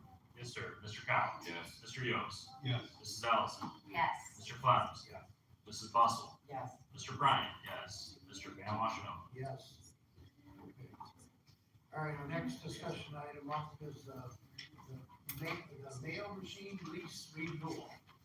So, I can talk on it. I had a quick, meeting, I think he was meeting with our audience representative. Our mail machine is getting out of, 6 months before the contract expires. So that's about the time that they reach out. He gave me 2 price options. It's a 60-month lease like it was the last time. We don't ever have any issues with our mail machine. It's, it's perfect. The difference between the 2 options is one is we have a digital scale for like large envelopes that we use, when we mail out. And the first quote, the cheaper one is without that. And the second one is to have exactly what we have currently. Do you need to let them look, huh? Do you need that, yeah? The only people that really use it is building department sometimes and treasurer's office for tax bills. So you need it. So, the way our current lease goes, is it like a $1 buyout? What happens at the end of the lease? So they take all equipment with them and just replace it with a 6-month roll ahead. Is how that's how they do it. No, I'm not talking, I'm talking about what is our current. I mean, with what we've got right now, do we keep it? No, It's there. it's leased. So at the end of lease, they remove it. It's not like a $1 buyout or anything. No. So that's the same thing with what we're looking at for the next step. And in one of them, are they saying, in all cases, they're gonna take it away? Correct. It's all gonna be. Okay. Yes. We've entertained both possibilities, buying the equipment versus leasing it, and it seems like the leasing ends up being a little bit more beneficial. As far as maintenance and stuff, these machines seem to go down a lot, so. they get a lot of use and they get outdated and the scales are more accurate. And They have to do update calls whenever they do rate increases. But in this current machine, will automatically do that. I think that's correct. Okay.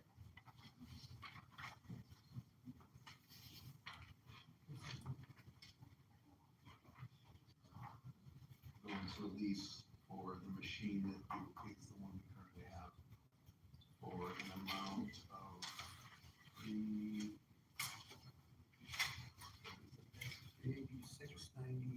$386.93 per month.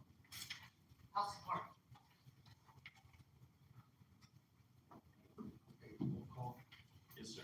Mr. Clems. Yes. Mrs. Bustle. Yes. Mr. Collins. Yes. Mr. Yost. Yes. Mr. Van Washington. Mrs. Ellison. Yes. Mr. Bryant, yes. Okay, our next discussion item up is the dot agreement, 26-5082 for Telegraph Road and MDOT resolution, and so this is what come back from them for the sidewalks, yes? Do you see? Okay. Tell us what you think.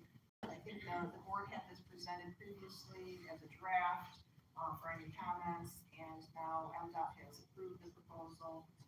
Their contract has resubmitted it, and they require a resolution of the board approving the contract and authorizing signers for the contract for the installation of the sidewalks at MDOT expense and providing for maintenance of the sidewalks, not by MDOT, so to speak, but by the township or its property owners. So basically, the sidewalks in on Telegraph as little as possible. All we have to do is maintain, keep it clean. And we're gonna install to our specifications. And we'll have to repair them too. Yeah. Or the land. Property. Right. That would be the suggestion to be done, is propose it to the property owners, because it's on their property. And if they want to change something. So basically, we just need to approve this and have it signed and sent back to them. Just another question, do we have a current sidewalk ordinance as far as the maintenance and things? We do not, and that's probably really something the board should, I think I said last time, the board has looked at that task as gone forward, but there's been a lot of installation of sidewalks occurring, and which is a good thing. But the board probably really needs to adopt an ordinance to put that responsibility for maintenance and repair, and then potentially inspection by the township for SDPW on an annual basis or every 2 years, just to see if there's any differences and put property on notice, and again, make that their responsibility. So I would suggest that the board consider that as well. Does it need to be in the same motion, or does we just do the resolution? I think the resolution should just be adopted on its own. And the other thing too, is that I just think we need to do it because we need to have a policy so that we're not trying to guess every time who's not gonna do it. Yeah. right, yeah, put it right. Okay, so. I'll make a motion to approve the MDOT agreement 26-5082 for Telegraph Road. And adopt the resolution. I'll support that. Okay, roll call. Sir, Mr. Collins. Yes. Mrs. Bustle. Yes. Mr. Yost. Yes. Mr. Clems. Yes. Mrs. Ellison. Yes. Mr. Van Washington. Yes. Mr. Bryant, yes. All right, our next discussion up is the community center, sir. Summer center. So, the KISS concert went, very good, great turnout despite it being a little chilly out still. The facility works, great, still with those, giant HVAC systems, we were able to keep the building pretty warm, but, great attendance, estimate, I don't know, Dave, or anybody that was there, what you guys think, right, 1,200, 1,300, so, not bad for our first show, did very well in alcohol sales, tried out some new things with the locations of the bar and implementing a beer cart that Dave traveled around with. That seemed to be a big hit. So we'll keep tweaking things and keep trying to improve over there. But overall, it was a good start to the 2026 concert series. So yeah, with that, I would propose maybe that. We probably need to establish some signs, like no parking on that between the. Oh, yeah. We do need to do that. Yeah, I'll schedule a committee meeting and we can come up with some signage and get those ordered before the next event. We had some challenges with people not knowing where the overflow parking was, or the way we do the alcohol ticket system over there, that got a little confusing. We could probably implement some signage for that, but again, we'll just keep tweaking and keep improving, so. And then I just would make a suggestion to Al as we wrap up this agenda item before we go into closed session, maybe moving all the updates and then board representative updates prior to the closed session. Okay. Then on the community center, Craig's been in the mud up to his waist down there. Oh, yeah. With that drain issue, Rich has been on there helping him, so I think, I don't know, if we can get something going on, an update there maybe to, with that. What is the ETA on that? This week? Oh, sweet. Well, but only, I mean, I gotta get paper people, I just gotta be sure, I'd like to let everyone know. Craig and Rich and the committee will coordinate on that. Well, I don't really need. Mostly Craig. Oh, okay. All right, We'll fill the whole thing. you're out, Rich. We'll fill the whole thing. That's right. I'll take care of that one. All right, thank you. All right, public comment at this time, if you wish to come out and address us, please do so. Morning, Frenchtown Township residents. Okay, so what do I got going on? Got one guy doing crossword puzzle all the time. He's on Zoom. That's why I come here today. He's on, what is that called? YouTube Live.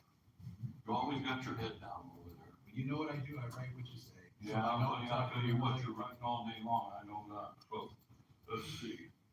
Google search, man. You guys ever do a Google search yourselves? We got baseball bat Al going to take somebody's knees out. And you got somebody, he just stepped out, okay? You're not being transparent, man. Gosh, First Amendment right. God, being violated right here in this township hall parking lot. Who sent them boys out there? Who had the balls to send somebody out there to violate our First Amendment rights? God, what a bunch of crap we got here. God, I'm pissed.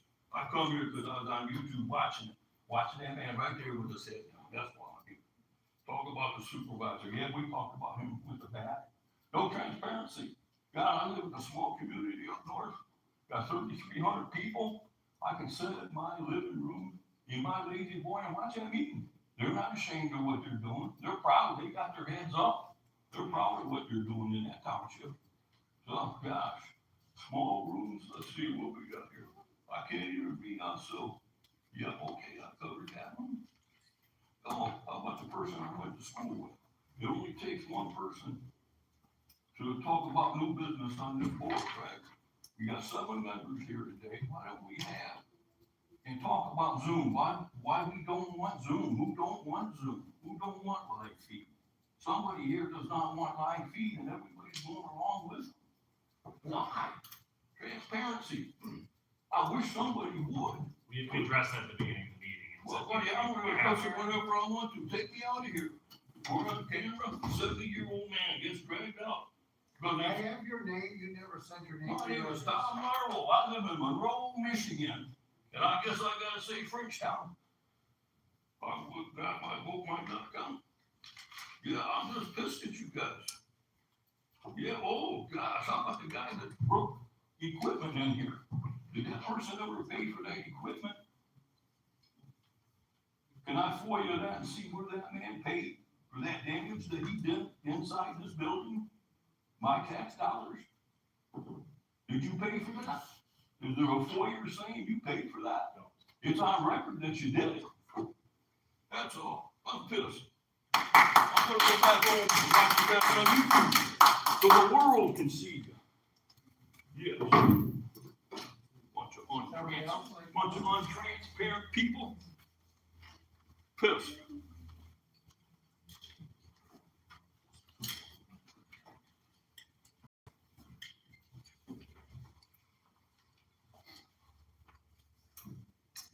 Hello again. Just some quick notes I took. I think that library idea was a great idea. Joining flock is a bad idea. Coming in under the guise of safety and our protection when I don't feel like we really need it. It's just going to instill more fear than anything in the community and the people. I was just at a meeting last night with Berlin, and the sheriff was there just speaking on how the crime is trending downwards. So I just can't seem to wrap my head around why we need to have more drones and flock cameras around if the crime is trending down. And he actually went on to say that the car thefts in particular were trending down, and that seemed to be that gentleman's main argument for bringing these in was to get stolen cars, after he said that they don't really even get that many stolen cars to begin with. So what are they trying to look at here? It doesn't seem like they're trying to help us. Seems like it's more like they're trying to get in on our surveillance and keep tabs on everybody. Personally, I'm not for it. And thank you for speaking up for our rights. Because I think they're trying to muscle their way in any way that they can to try to violate that. Just my opinion, what I had to say. Thank you again for your time. Hope you have a great rest of your day.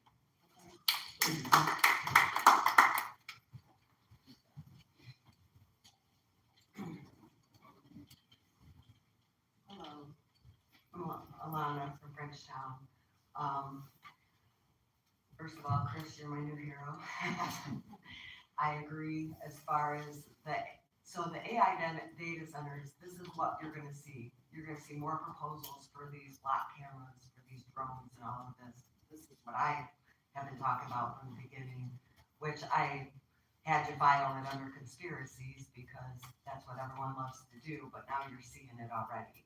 So I think that that's gonna show a lot more of that coming in. I think if you do implement any kind of drones, they need very strict regulations and what specifically they're gonna be used for, because that's crazy. We're going into a full surveillance state, and that's what these AI data centers is gonna help do. I mean, I don't wanna be videotaped everywhere I go, and I don't want drones going over my home. I don't care if the camera's pointed face first. If they can't videotape it to where we can see it, if it's only going face first, then maybe they're not really being transparent on that. So, and who's paying for their software upgrades on these things, all of that, you know? I don't want full surveillance. I don't want face recognition. I think that's where we're headed. I think they're using fear to push this stuff, and I just think it's crazy. So, I hope that you guys will take that into consideration because we're a small community. We don't need that stuff. We're not Detroit. I mean, you guys are trying to get us there with all these big, huge, large load facilities, but let's not go there. We need small communities still. We want our small community. And as far as the data center outside the state park, I want to just bring that up again because I was walking through there yesterday and I literally felt like I was in a wonderland.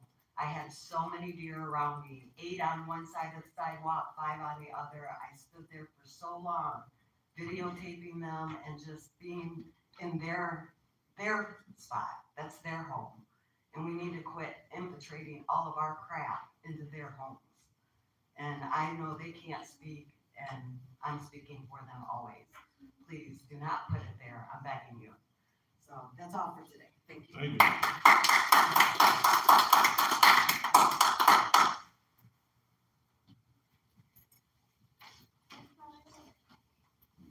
Hello, Kim Jarmo again. I just wanna tell you guys, I don't want no drone flying over my house. I'm probably the most likely person in Frenchtown Township to shoot that sucker out of the sky. I don't want no drone flying over my house. I don't care if it is the sheriff's department. If they're flying and invading my privacy, I'm not tolerating that. I mean, I said from the day they started them drones, I'll shoot them suckers right out of the sky for all them spying on me, and that's exactly why we need all these data centers. Do we really need them? I don't think so. I really hope you guys will put some community members and, you know, like you said, Mr. Fife from Berlin, I'm sure he'd help. He's offered. People like that on this subcommittee, I think would be great. And I just want to tell you guys, if you think Tom Marlowe's pissed off, how do you think I feel? I'm the most pissed off here. I'm the one that got thrown off that sidewalk. I'm the one that got told to leave the library. I'm the one that's been violated left and right for trying to represent the citizens that you guys are ignoring. And I really am done being nice. My First Amendment rights violated is right down. now. I've 4 months, man. 4 months. Sir, would you keep it down? Good for you. It's her turn to talk. Please be quiet. Yes, sir. Thank you. I'm just saying, I'm not the only one upset, you guys. I'm probably the most upset. But the whole community's upset about it because for 4 months we went back.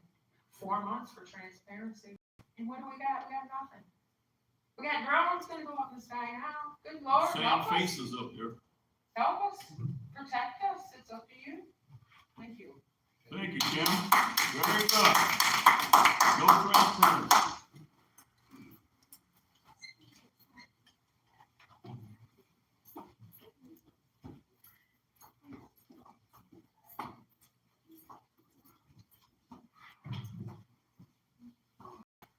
morning, pardon me, got a little bit of allergies going on, so I'm a little bit stuffy. I'm gonna keep it short and quick for you guys. I think it's fair to assume that all of you, as representatives of this community, have thoroughly researched both the pros and cons of an AI data center.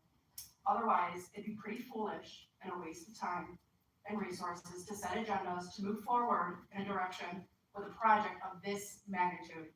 So since you spent the time reviewing it yourselves and heard input from the members of the community on multiple times in which you represent, you are aware of the consequences moving forward with this decision.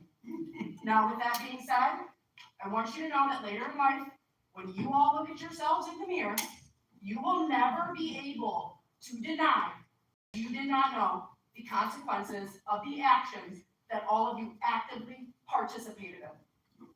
Now, it can be applicable in both cases if you deny the decision to move forward or if you accept it. It's only a matter of which version of yourselves you will see. And when that time comes, each of you will inevitably see an honest reflection of who you truly became. Thank you. Yay.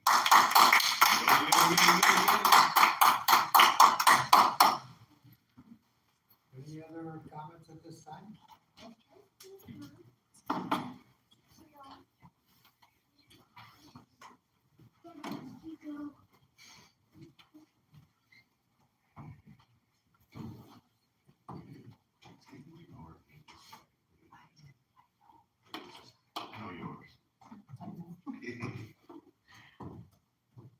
Again, about the data center, because we're gonna keep going with this until we know for sure that there is no chance for that data center to come here to our town. Nobody wants it. Those flock cameras, I feel the same way about. We don't need those. Again, oh man, I can't tell you how alarmed I was to hear of a threat to a coworker who sits with you, who's a female, to take a bath to a Westernese. That's so alarming. So alarming. I would be rushing myself. Anybody threaten me like that, I'm down to that police station. I'm filing a personal protection order right away. Absolutely. And this is also regarding going back to the proposed data center site located at 1500 North Dixie Highway by the state park. I don't know if I mentioned that also on that property is a total of 59 acres of wetlands. That's a lot of wetlands. That's 7 combined. I also want to say that there are 4 ponds, which equals 3 acres, and there's 3 streams, totaling 2 miles of stream water. They all run in a southeast direction. So we have that property. Oh, and I also want to say that there is throughout that property, 275 acres, is the presence of soft clay, which makes it hard to build on, and there's also shallow groundwater. It was found only going down 6 to 8.5 feet down. This property has got to be cleaned up, and it needs to be cleaned up right away. Anything else I have? I don't think so. That's all I wanted to mention from there. Let's just get that property cleaned up. Township owns it now, they're responsible for it. Yeah, it's our property, your guys' property. That's right. Thank you.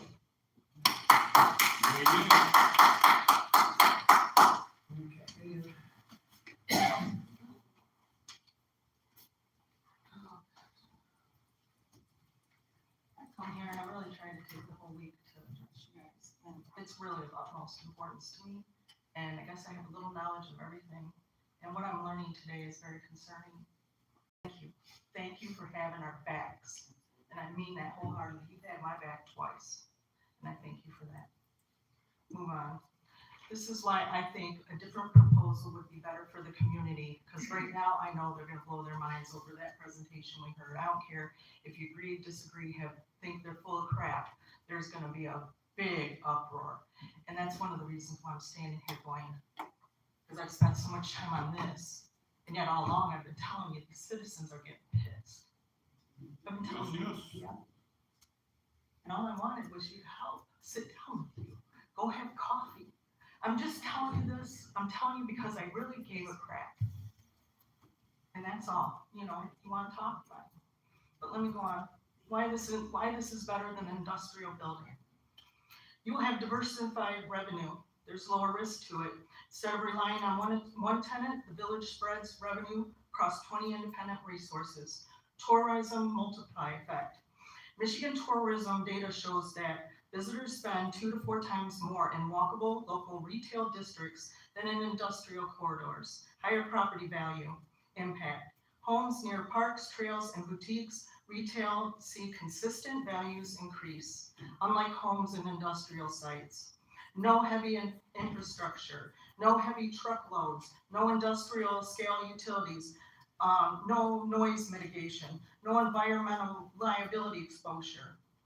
We're talking about rewilding so we can save this flooded poison land, and I don't know if it was disclosed to the hospital. I don't know if it was disclosed to you guys, but I'm wondering, which maybe Sheila would know, if when we go to buy these properties, are they disclosing this stuff to us? Because now that I'm learning, it's like, no wonder the hospital didn't want to go there, because, you know, for one thing, they wanted to plant willow trees. That helps this. There's a rewild program that you guys can get so much money for and build this Frenchtown into something that really matters.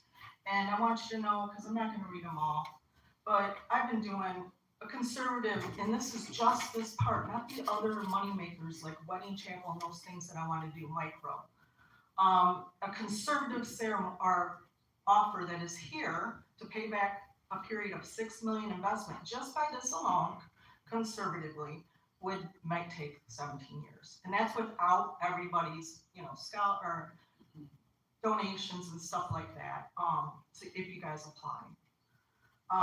A realistic scenario is we will have 450,000 a year, 13 years. High performance, 600,000 a year, which equals 10 years. And with grants from MMRTF, and they even have Eagle Brownfield, if the township secures 20 to 40% of that in state funding, the payback period drops to 6.9 years. This is just the stores. Total projected avenue, conservative 350,000, realistic 420 to 500,000 a year. If you ask me where I got this information, I'm looking at places like even Howell, Brighton. I'm looking at all the places I looked through and said, which one of these, you know, can we compare ourselves to? And when I tell you I work at least 40 hours on this, I am. So I'm the person who knows little about everything. And I think you guys need to really look at where this surveillance is going. We're going to be profiled, and there's a reason for them coming here. And everything looks good on paper. And what it does is when it becomes our people, our citizens being told where, when, what, and knowing that we are policed on everything we do. Let's say one of you guys gets mad at me. You guys don't have this power, I'm not saying that. You can go surveil myself, and if you look at what the percentage of domestic violence is in people of power, maybe that should give you another thing, because there are people who, you know, I work in survivors, and they have done that. And I'm just saying, but I know there's other things that I wanted to say, but I'm just saying that, I'll read DeSanto. A person does not surrender their Fourth Amendment protection simply by venturing out into the public sphere. And that's from Jim DeSanto, your representative.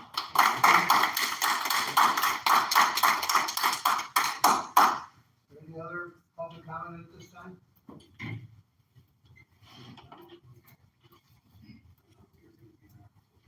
Public, Mr. Yule, do you have anything for us? No, sir. All right. Chief, I have a question. Do you guys come back out after your closed meetings? Thank you.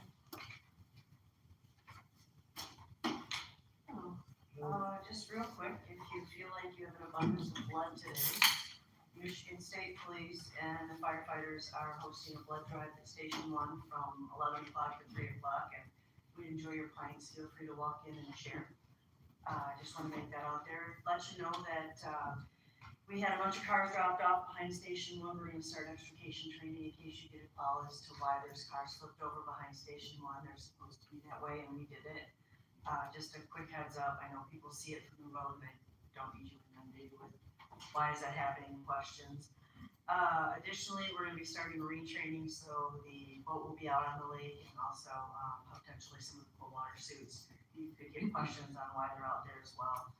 And then our hosting of the EMT and paramedic students from Monroe County Community College and Dundee is doing very well. Almost every day we have a student, and I see all kinds of training aids out in the training room, and the students are getting real hands-on opportunities with all kinds of medical programs and car accidents, and it's just turning into a really good program. Getting good feedback from the instructors and good feedback from the students themselves. Thank you. Thanks, Chief. Rich? Nothing at this time. Okay. Sure. Here's the thing. Sarah, what do you got for us? I am very excited about the hires that we have approved today. We'll get offer letters out and that process rolling as quickly as possible. And that's pretty much it. Thank you all. Thank you, sir. All right, Mr. Gary, what do you have? Pickleball courts, is for the nets, we were able to put 6 new pickleball courts in the back on our tennis courts. They're supposed to seal and stripe them next week, hopefully by week and a half, next 10 days, those will be done. Rich was kind enough to remove the trees back here for the garage. That's moving forward, they should be in, and maybe end of this week, next week to start quarters on the garage. So that's it. Thank you, sir. All right. Brett, do you have anything for us? No, sir. Okay. I don't want to cut you off. Okay, thank you. All right, okay. Do we wanna- I'd like to do board reports first before the closed session, because I want to address the letter that was sent in, see if we could. Okay, well, Are you did gonna it. call those first? We can, yeah, it's fine. Yeah, no, all right, one thing I'll have, and contrary to what we're hearing, I worked at my shop all day yesterday. I got 3 hours of work done. We had people in here happy with the board, contrary to what we've been hearing. They took 4 hours of my time yesterday talking to me, constant people. So we aren't doing 100% wrong, and are we doing 100% right? No. But we will get to the bottom. But there is people that took time to go out of their way to come. So I just thought I'd pass it on, that yes, we need to do more, but we have a bunch that are happy if they went out of their way. So, Julie, what do you have? Nothing. Gary? Nothing. Good? Chris?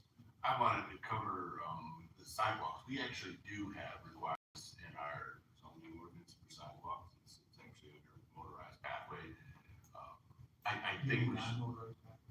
Yes, what it's, I'm sorry, I apologize, not motorized pathway, but it does specifically designate sidewalk maintenance would be incurred by the owners. But I would like us still to look at that simply because, you know, I've been owning for the sidewalks, I think all of us are.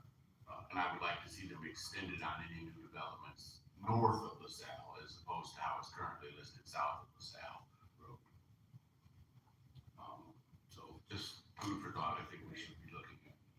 Additionally, wanted to talk about some of the things we've heard is getting our agenda packet. Now that might require redactions and stuff like that, but I think it's something that we could do to engage more persons to speak.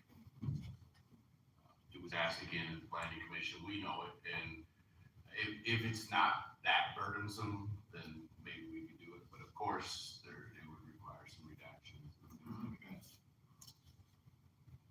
It's a topic that we should have for discussion.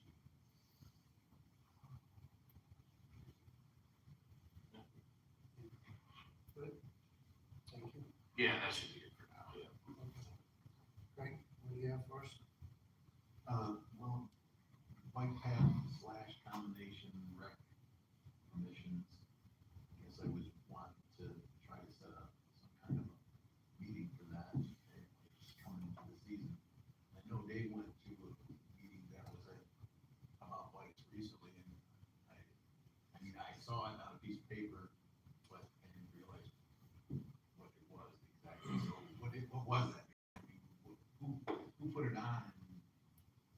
Was there anybody there from our bike committee? I was there, and the county was there, Detroit was there, Luna Pier was there, Monroe Town was there, City of Monroe was there. And it's for a continued path that starts down in Ohio, comes up to Luna Pier, and goes up through our area, across I-75 on North Dixie, and then continues, Berlin was there, continues up through Berlin and goes up to Detroit. Well, That's on the same committee. well, I guess it's, yeah, but I guess all I was gonna say is, we haven't had a recreation committee meeting. Yeah, we'll get that set up. Well, we can do it right now, and the other thing would be, I'd like to combine bike path with it, because, you know, it's coming, it's right now, it's the time that we talk about it, and if we have wishes and plans, we go. Is this like half to the schools that they're talking about? No, It's a different- no, the bike path committee was part of that too, but what I'm just saying is we just need to get the committee together to talk about it, because, you know, we need to set goals where they make sense, interacting with locations that we have in the township, and the rec committee, you know, can be part of that too, because they know things that, activities and whatnot. But I mean, I guess the hope would be, we used to have the rec committee have a meeting every month. It's certainly not necessary, but we need to do something coming up. I mean, let's have one. My capacity is very, you know, for myself and you. Right, and the rec committee I think Mary's on that one also. Yeah, if you wanna send a date, Craig, we can send it out, that's good. Yeah, let's. All right, you just email me a date that works for you, and we'll get that set up today. Yeah, sounds.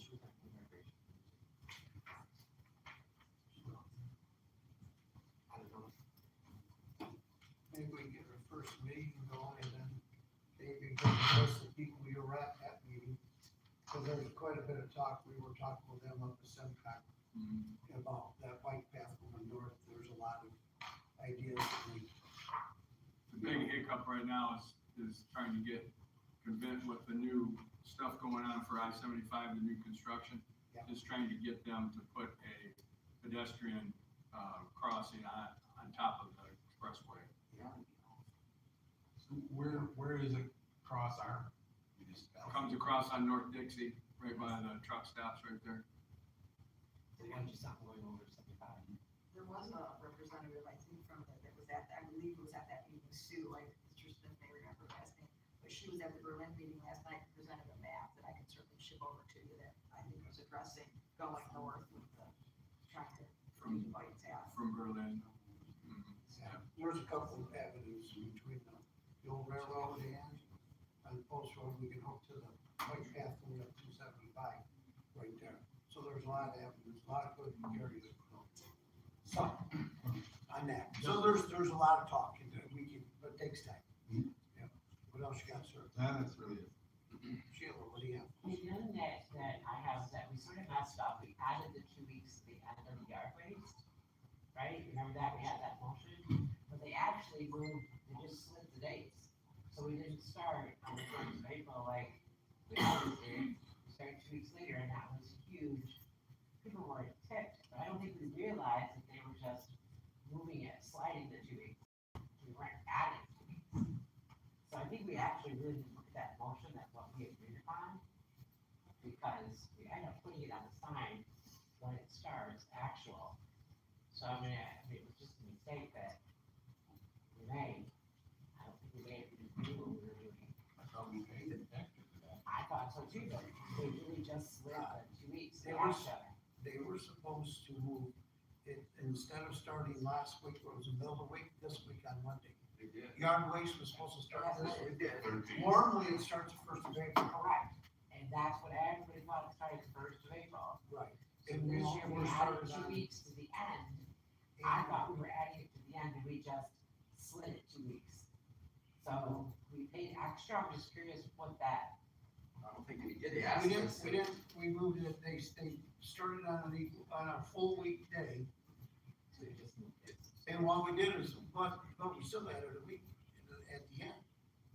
But they wanted to charge us extra to start April first, the way I remember. Right. And then we decided, if we started April 13th, it wouldn't be any extra, and we decided to not pay the extra. We might wanna think Yeah. about starting April first, because Well, we'd have to start that first of the week of April. I'll bet you we got 300 phone calls and emails and texts. Seriously. It did have, there were several different options that were selected. Yeah. I do believe it says April 13th because I insisted when my husband put the card out on the April 1st week that it was gonna happen, Right. but yeah, I think. Yeah, motion right, does we say all April got that, 13th. so we just gotta fix it for next year, we'll figure it out. Right. We'll just have to start it on, that first full week of April, no matter whatever day of March, the end of March. Okay. We said, I have one more that I would like to, Yeah. on a blight issue, the 3419 Fernwood where there was a house fire and, there was a dumpster there, now it's gone and it's, the wood's coming off the windows and people are asking what's going on. 3419, Carrie will tell you, we were ready to take it to court. The owner contacted me, they assured me that by the end of this month, they've got 17 days. They had to get one more shut-off notice for water, and the building's coming down. We're holding money from insurance company, if they don't take it down, we will level it. Gotcha. No, It's that's- been that's held good up news. with insurance companies, and it's been held up with the bank. We did actually file in court and they have not, they've been served through alternate service. I believe they contacted Mr. Dahl and all of that, and we do have 16,000 some dollars that Yep. could be applied to with the court's approval. If it doesn't happen by the end of this month, we'll get an order to take it down. Very good. So the only other thing I have is Dave and I talked about renewing the quotes for the golf course for the building. I think there's been homeless people in there, and we really need to address that. So he's gonna get the quotes Might as well get rid of all those buildings back there now too. So we already did the asbestos, but The garage. yeah, so he's getting that Bar. to solve that problem. We'll have to add on if you want the pole barns gone, I don't think Rich is gonna use them, right? No, probably not. It's hard to secure We them. didn't- Rich thought maybe they'd use it for storage, but I think he's changed. People are camping out in there. Yeah. So I'll update with the bidders. Hopefully we can have it by next week, so we can get it going. Anything else? No. All right. Kyle, you got anything else? Yeah, a few things. So I've got that letter from Christy Younglove, who's still in the audience, and attached is the Monroe County Road Commission resolution regarding dropping the speed limit from 45 to 35. I passed that out to you guys. I don't know what your thoughts are. I don't necessarily see a drawback to it personally. Most of the road is 35. You've got a school over there that reduces the speed limit twice a day. Obviously, the road commission may have their own opinion on it, as far as traffic flow, and stuff's above my head, but, looks like if we wanted to initiate that process, this resolution would be a key piece, so. I make the motion to accept the resolution. I'll support that. So we're gonna put it down to 35 from start, from top to bottom on that road. Absolutely. Are you gonna fill in what do you have in these blanks? So traffic on, It was probably easy to say from Vivian/Herb Road, right, that intersection down to Netto and Vivian. Cause it's 35 the rest of the way, right, from Herb to Cole and Vivian. Because if you do the whole thing, there's potential they could say it should all go to 45. I mean, I think that's a possibility, so you probably want to limit it to the Yeah. portion you're. Take less, right? So there really is a chance that we could go the opposite? I think so. That's the fear of doing a traffic study. This is asking for a traffic study. they'll do a traffic study, and this doesn't sound right, but this is how they do it. The faster the traffic goes, the more they'll raise the speed back up. Is that what they told you, Ms. Sonia? No, what did they say to you, curious? Well, they sent me some documentation about like how things work. So what they do is they'll do a traffic study, usually takes 12 to 18 months, but they never suggested to me that it would raise the speed limit whatsoever. So I can go back and look at what they provided me, but I don't recall that them saying that. Not doesn't mean that that's not true. Right. But what they said is that they would take your recommendation for the speed into consideration, and then they meet with like the police sheriff or whatever. So could we strike that language from the resolution, Carrie, that where it references, make a decision which could raise, lower, or maintain the current speed limit? Could we just eliminate raise and say we'd like to either lower or maintain? I think you can change the resolution however you want, but I think that would then be out of our control. I'm not prepared on the speed issue, but from my recollection is that they're gonna do the study in the 85th percentile thing, unless that's changed since I last looked at it. They would make a decision whether it should be increased or raised, regardless of what your request is. But I think you certainly could change the resolution if that's what you want to do and be specific, maybe limiting the review portion to the 45-mile-per-hour section, so that maybe they only look at that. I don't know if they. That makes more sense, rather than including the 35-mile-an-hour section that they could potentially increase. I can't fathom a world where they increase that from 45 in the 45 section, right? That would be, Dave, in your public safety. Probably not, no. Wouldn't make any sense. It's not a road design for that, so. So are you on the north end this way? I'm just 2 houses over from the adult center. So it should be north. So I live I'm like right between the adult center and the school is where we live. That is risky, because the average speed up there in that middle field area probably does risk to be higher than what you would like. I mean, if we were calling it, south of Bird Road, it would probably easily go to 35, but. Do you understand what you're talking about? South of Bird Road, it is 35. I know, but that's what I'm saying. I did read that, yes. I did read about decide limits, yes. They do a speed study and they see what the average flow of traffic would be in an area. So yes, I think I would agree that probably where that field is where people probably accelerate or go faster. So that would be true. But it currently is 45. Yeah. So if it's not gonna get worse, we should try. Yeah, I think Carrie's point of isolating it is, and maybe we'll approve this resolution allowing Carrie to, input the proper language to specify what the board is hoping for, which is specifically that 45-mile-an-hour speed. I agree. Okay. Well, let's talk about this just a little bit more. If we included the whole length of the road, the average is gonna be lower. So, so if we went through the whole thing and they actually did their survey from top to bottom, it might influence the outcome. I'm suggesting that would be a good idea. Great idea, Craig.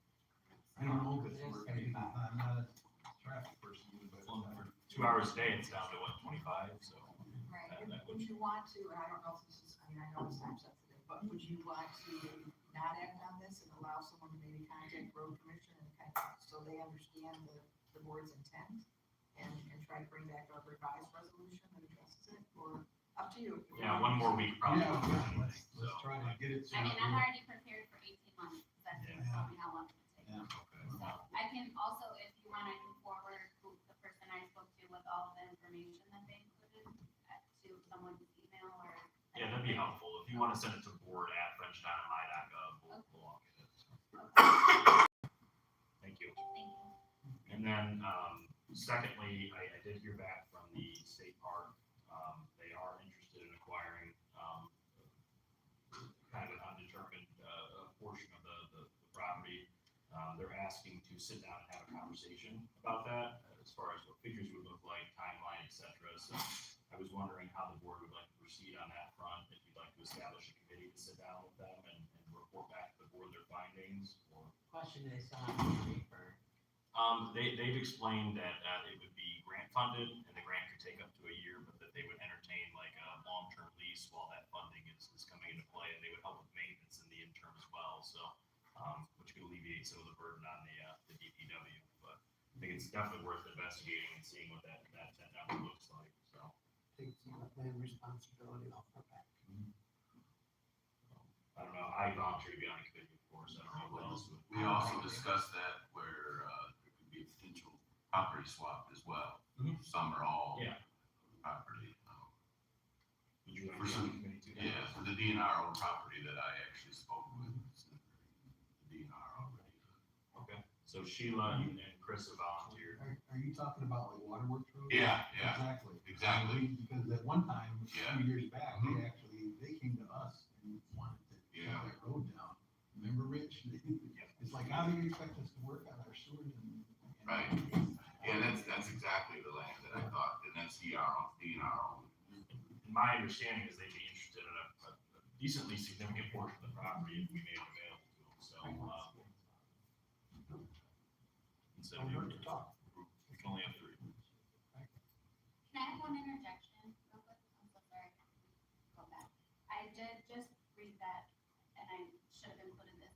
They don't consider this a residential street, which is part of the problem. Oh. So can we, and I reread what they sent me. How do we make this a residential street? Because what else would this be considered? Because there's no farming down here, there's no businesses. I'm kind of confused why this isn't considered residential. I think we're gonna have to look into it. Okay. Because Yeah, I I don't know think if they that would solve the main problem, that they would consider this residential, they would be more likely to lower the speed limit here. And I guess in my understanding, I'm not familiar with roads being classified as like residential versus like a commercial, for example. I think they'd be broken down into county roads, local roads, private roads, so they may be calling it a local road because it's a common thoroughfare, but we'll take this week and investigate it and come with a good plan next week, so. Okay, thank you. Unless for some reason there's an unforeseen circumstance, we're having trouble getting the information, we'll shoot for as quick as possible, of course. Okay, thank But, and then I'll make a motion. Before you do that, can, just to clarify, was the other motion withdrawn on this resolution? Yeah, you can hear me. Thank you, sorry. We did say that though, so you would. I got another question with our speed sign, would you be wanting, by your yard, is there a spot where we can set our speed sign? Because it's got the ditches there, so it's hard to put a speed sign. You can do whatever you want as long as. Okay, so whatever, I don't I guess we could maybe what put you the speed do. sign out there to. Yeah, if you can include your address in that email, please, that would be helpful. We'll get that speeds out, ASAP. Okay, thank you.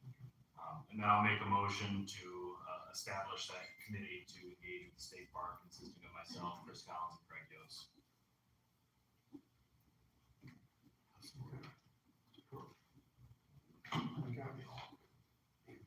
All in favor, say aye. Opposed, same sign. Motion carries. And then lastly, probably would be beneficial, kind of expanding on Chris's point. If the board's all right with it, we can have packets up, by the next meeting. I don't think that's a significant issue on our end. It's gonna break on, obviously, work on. Well, I'm just saying, season, but- Friday's packet got out at 4 p.m. You're right, of course, right. So maybe if you have it by the Monday. I mean, we keep shifting the deadline for people to turn in their agenda packets to Lisa Hammer, and it doesn't get followed. Just- What is the time? It's supposed to be It's supposed to Thursday. be Thursday. Okay. We're typically not, we're getting our last agenda items on Friday, so we can try to tighten the belt on that front and just push things off to further meetings if they're not ready to go, but, I guess kind of in line with that thought, I'd also look to establish a committee to, I guess, investigate and acquire quotes as it relates to live streaming meetings, because that will be a pretty, it'll be a task. I know it seems like it's as simple as just flipping a switch, but if you look at other municipalities that do live stream their meetings, they're pretty professional operations. They have nice audio, nice visual equipment. The new TVs do not have that capability. All we have right now is the Amazon $20 camera. So there'll be some work in getting it integrated with our audio system, and there will need to be policies as it relates to our board rules as far as how that live stream will work. But I think a committee could start that work. And we did look at this several years ago. Rich was involved in it, so. That's why we knew it was an undertaking. I don't know who would like to be on that committee. I will. Anybody else? I guess I will. All right, so I'll make that motion to approve a committee of myself, Julie and Sheila, and we'll do the work and report back.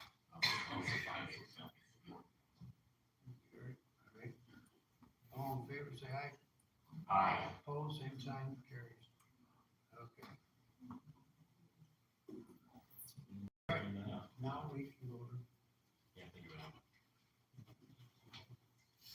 all right. Now I we- just wanted to, Tony, I forgot to mention, there are things from what you requested that are absolutely things we can do. There are some things that actually the beach is going to have to do, but I'd be glad to talk to you about those.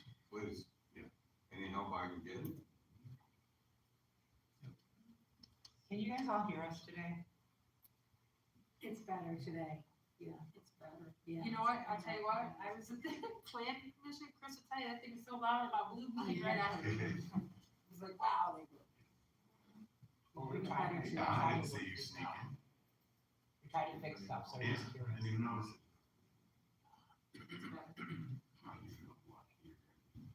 Okay.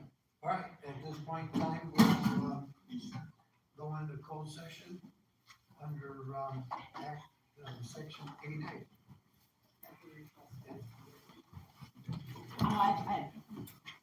is this for all, I mean, Gary and Dave and Wendy and Rich and Sarah would like to be, to stay.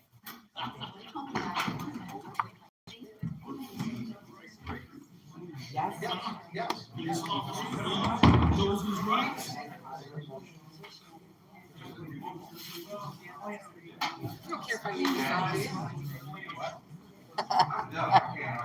Just checking. I try. I don't know how to shut it off either. Shauna. That? How do I shut that off? I asked if I could leave it and they said no. How do you stop it? It is stopped. Oh, no, it's not. What do you have it on? It's Facebook? on Zoom. It says live. Oh, X right there. Oh.